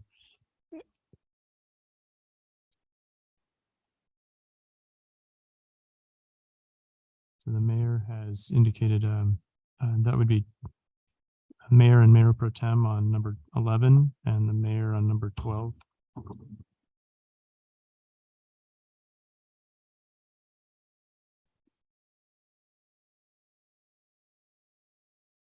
Number 16.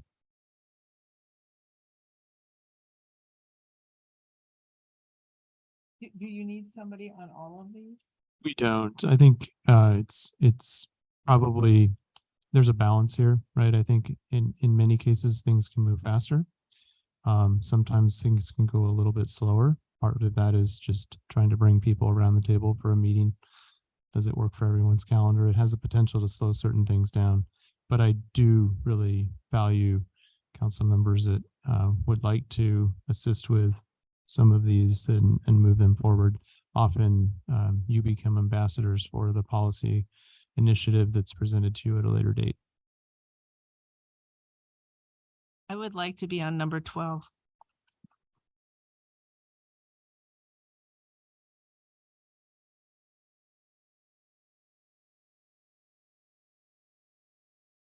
Would it be helpful for me to recap again? Or just, I have all of the notes here on everyone. We don't have 3 yet in any location. And this, we can adjust these down the road too. Our interests, we're actually taking live notes right now. I don't know if you're doing that in red ink, but It's not in red ink, but the living document is alive and breathing. We're adding all names as we go. I'll add my name to number 10 also.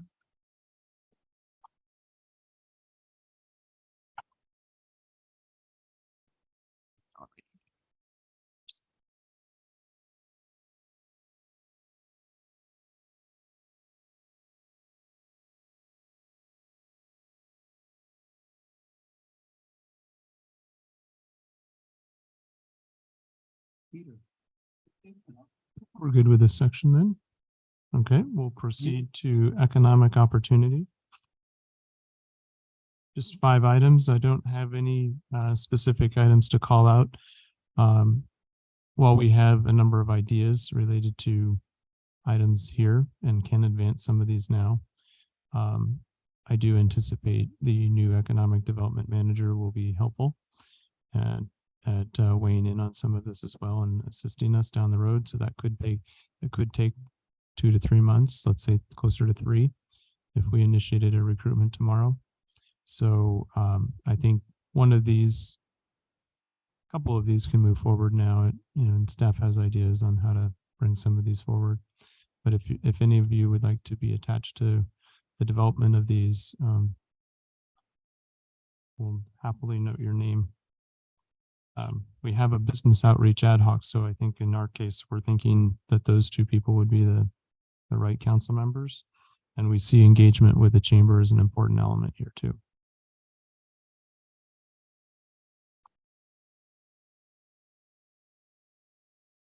I'd like item number 1.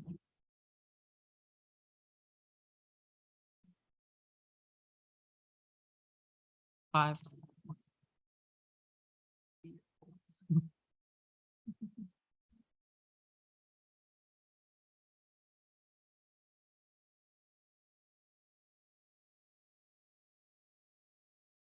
Okay, so we can, if I'm correct, Mayor Males and Councilmember Peterson are part of the business outreach. Is that right? So we can either,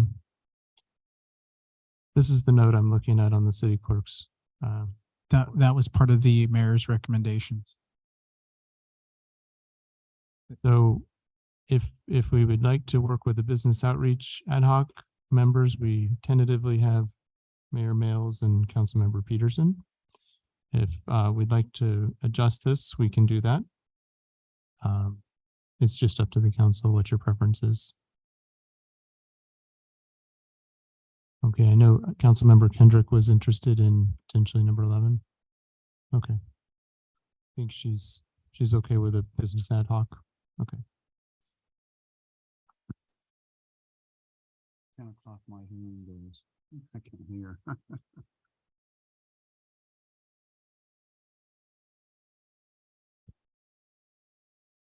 Okay, so we'll move to, I think with this one, it's clear we'll work with the ad hoc on all of the business items. And then we'll move to community engagement. We have 11 items here.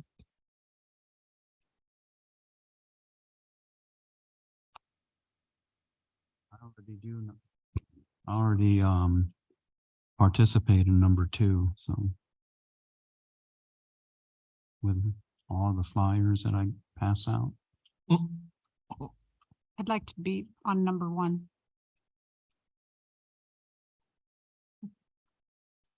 Can I do 1, 4, and 11? Can I do 8?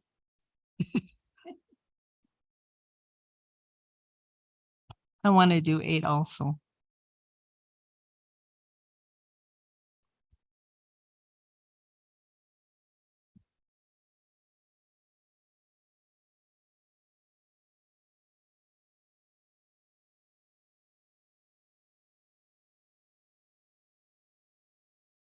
So what we have are Councilmember Krupa, Mayor Pro Tem Lilienthal for number 1, Mayor Pro Tem on number 4,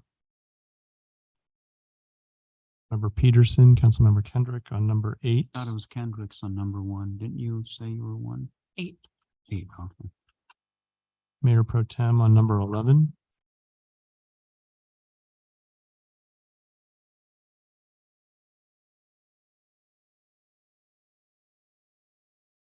I'd like to do 10 also.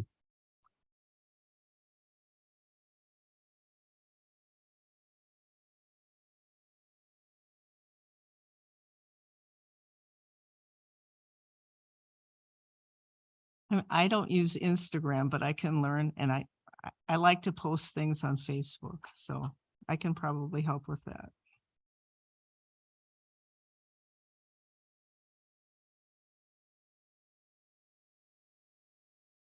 Brenda will teach me that. I'll do Instagram.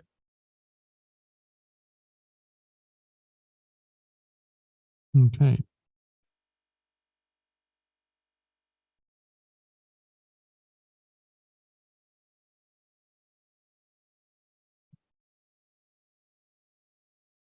Oh, so we added mayor to number 10. And Councilmember Peterson to number 5, right?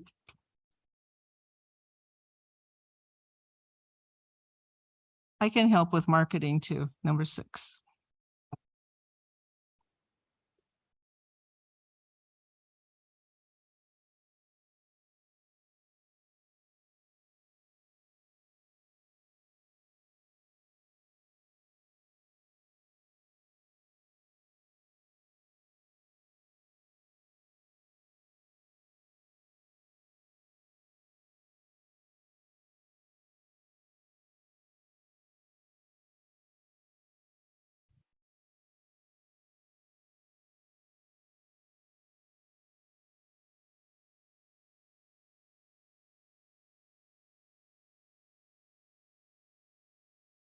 Okay, the next section is partnering and collaboration. We have 5 initiatives. I want to do 1, 3, and 5.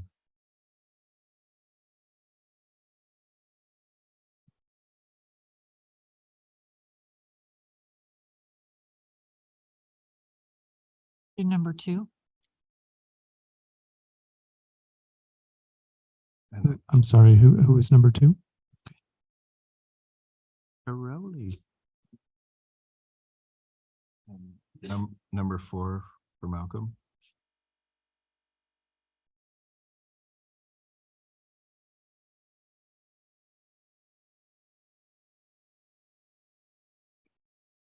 I'd like to help Malcolm with number 4. As I sat on the board in Paris for their VIP.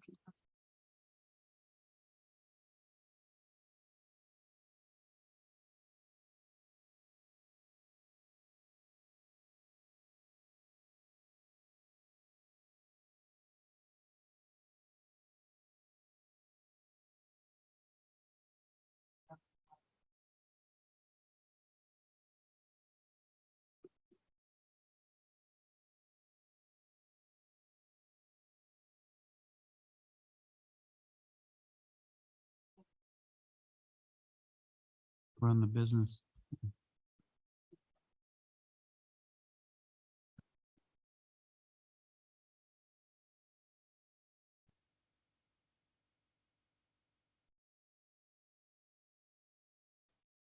Now, the good news is we only have 26 initiatives in the next section.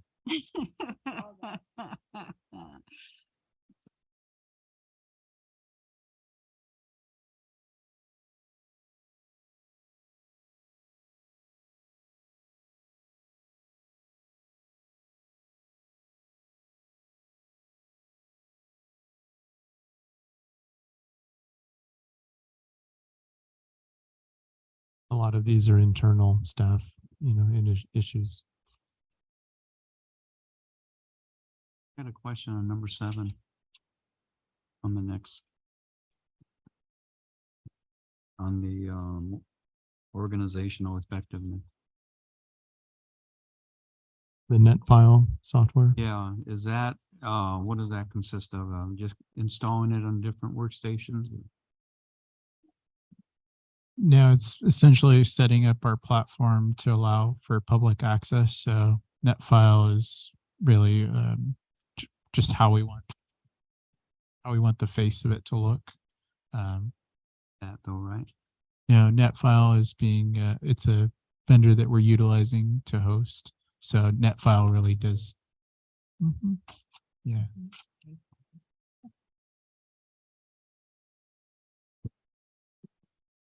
On number 7, can I ask a question? Sure. Our 460s are due August 1st. Are we going to get an email reminder about that? Yes, we will. We're hoping to get NetFile implemented by then, but I don't think we're going to be there quite yet with. Okay, so we'll be doing it the old fashioned way and bring you Correct. hard copy. That's correct. Okay, thank you. Scott, did we already order a new phone system? Not yet. It hasn't been approved yet? Yeah, okay.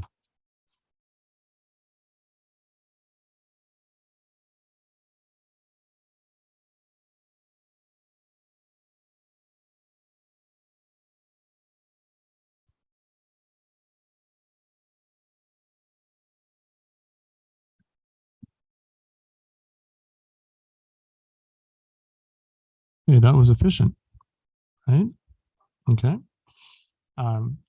Moving to the Safe and Clean Streets Initiative, we have broken down these by safe and clean. So a number of the safe items are investments with our police department, many of which are in motion, and the first 5 of which are funded and included in the budget.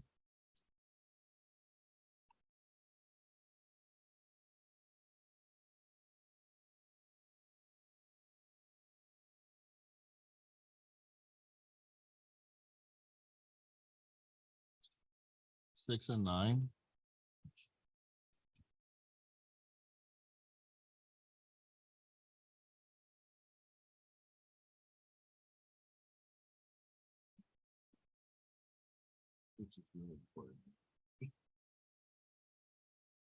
Yeah, that's fine. I know you and I've had Pilot conversations program? about that before.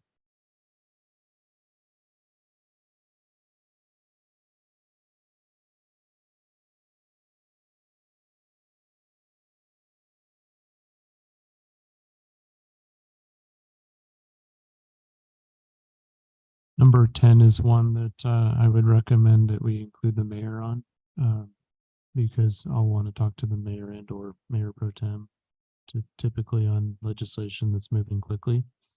And with a legislative platform, it'll make it a little easier if we have that available to us. But it would be good for us to note the mayor if you're open to that.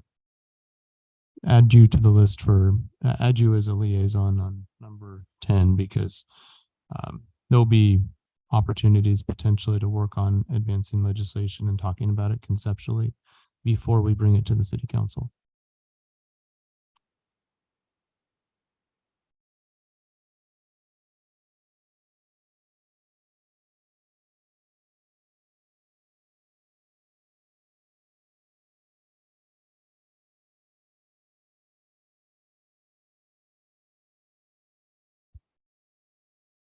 And we're moving to clean. So I know on number 6, we've pre-identified an area where that's one that would be very helpful to have a couple of council members helping us on number 6.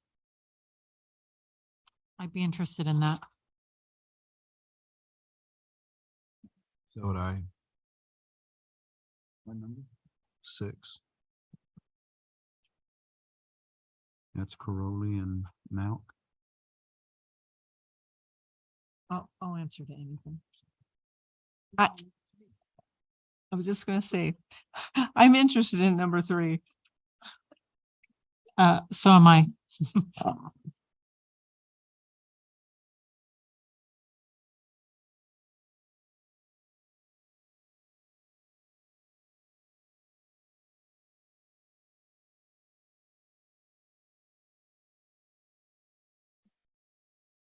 Yeah, I know, that's right for me too.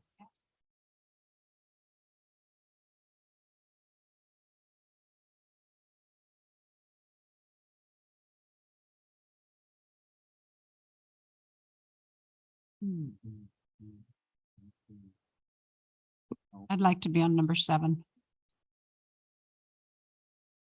I'll do you said number 7? Mhm. Oh, I'll do number 10.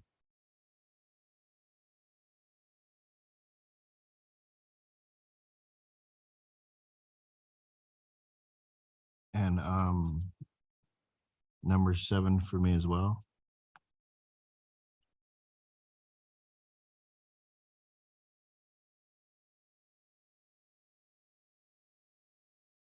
put me down for 5.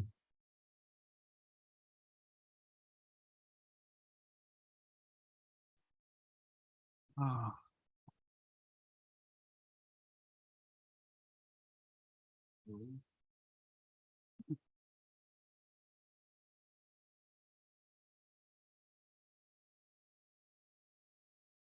No,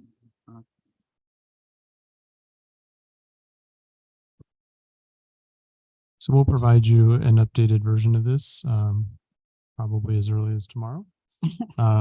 In addition to this, I'd like to thank our staff who have worked over the last couple of months on putting this together.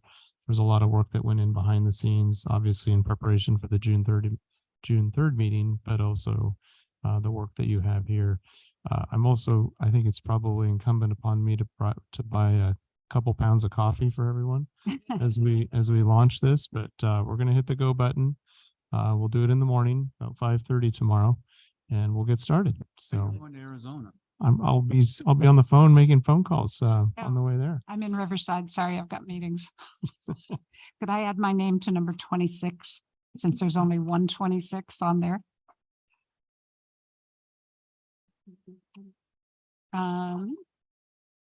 Library hours. Or from the back.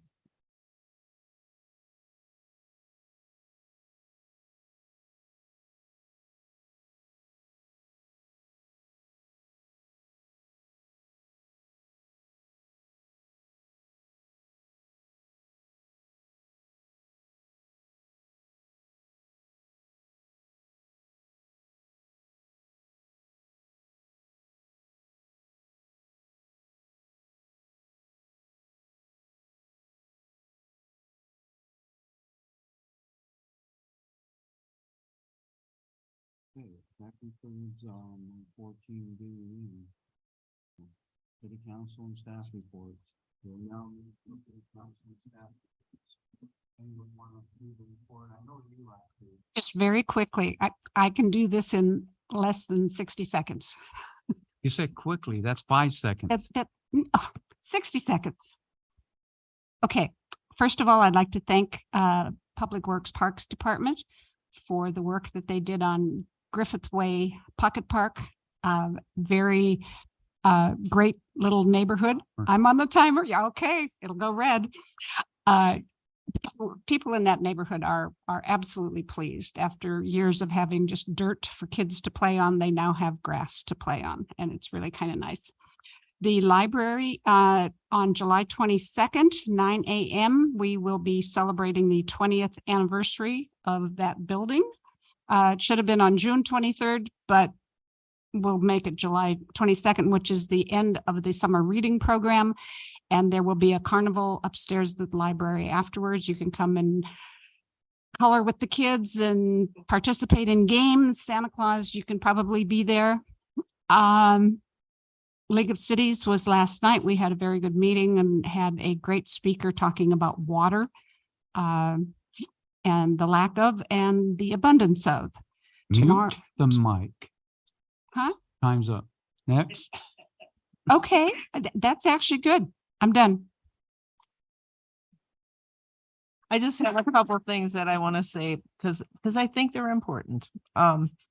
Ramona pageant, we had a couple of meetings and we had the actors and we had the directors say what a great working group we had this year. And the volunteers were wonderful and supportive, and everybody was so happy with the Ramona pageant this year. But what I really want to tell you is that they're going to be doing more things. And coming up on August 18th, they're going to have a Selena concert. And it's Selena, the ultimate Selena tribute by the Coma La Flor band. And the tickets are going to be $20 or $25 at the door, and there will be a parking fee of $5. And then on September 16th, they will have a mariachi type festival, and it'll include a lot of things. And thank you, Council Member. And it may go from the Peterson. afternoon into the evening with dancing. Now, Council Member Kendricks, please. Yep, time's up. Now- Just a few quick things. I attended the General Assembly and I thought the presentation that included the mayor and Councilmember Peterson was great. I know that they honored Councilmember Meyer. And so I just thought I'd mention that. And then I was also at the League of Cities dinner last night. And then I did attend the Hemet San Jacinto Chamber Gala. Oh, that was quick. The last time WRCOG met for public safety, the LA sheriff was talking about their efforts to reduce homelessness. And so it was very informative on how they kind of work the same as CityNet, where they go out and build these relationships. And they said it took them a long time because they have guns on their side and the people were kind of scared every time they came in. But as they came out and built relationships with them, it was easy to get them off the streets. And so they were just sharing, you know, like their successes and things like that. And then for the community action partnership, that's actually coming up. I can't even remember the last meeting because it was so long ago. We kept skipping. Thank you, Mayor Pro Tem. Wait, hold up. Skate Park moving forward and no problems at this date. Oh, I better turn that on. I attended WRCOG's General Assembly and Leadership Address Reception and dinner at Pachanga and Temecula, where one of our Legionnaires, Ronnie Imel, was awarded for his nonprofit veterans organization, paying it forward and helping veterans retain their VA disabilities. Western Community Energy no longer exists. Planning Commission had no meeting Tuesday because of 4th of July. I still got 18 seconds. To be No, I'm just kidding. The League of California Cities notched 2 new wins for cities this week. 2 bills that would have jeopardized the local revenues were held for the year due to Cal Cities advocacy. The bills were SB 584 and SB 252. Thank you. Excellent. Ad hocs. Oh, ad hoc committees. Darn. Forgot about that. Hold on, let's see, we have city council staff report. Don't we have a city manager staff report? If there are any comments on ad hocs, we can take those first, and then I have 3 brief items. There being no further business, this meeting is adjourned to the next city council meeting on August 8th, 2023. Thank you for joining us tonight.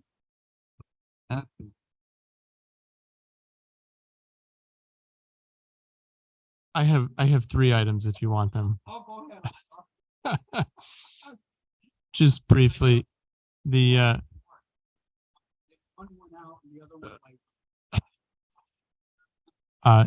I want to let you know that Caltrans is going to begin paving Florida Highway 74. That begins on Monday, July 24th. That's the good news. Bad news is construction will run 8 to 5 Monday through Friday. And they have an estimated time for this in their press release of 24 to 26 months. So we'll learn more about that, and we'll tell and share that with the community. Summer movie series is off to a good start, over 300 people. Next movie is on Friday, July 28th. The movie is Turning Red. It's at Mary Henley Park and will begin at dusk. And it's not too early to start thinking about National Night Out, Tuesday, August 1st, 6 to 9 p.m. at 200 North Harvard.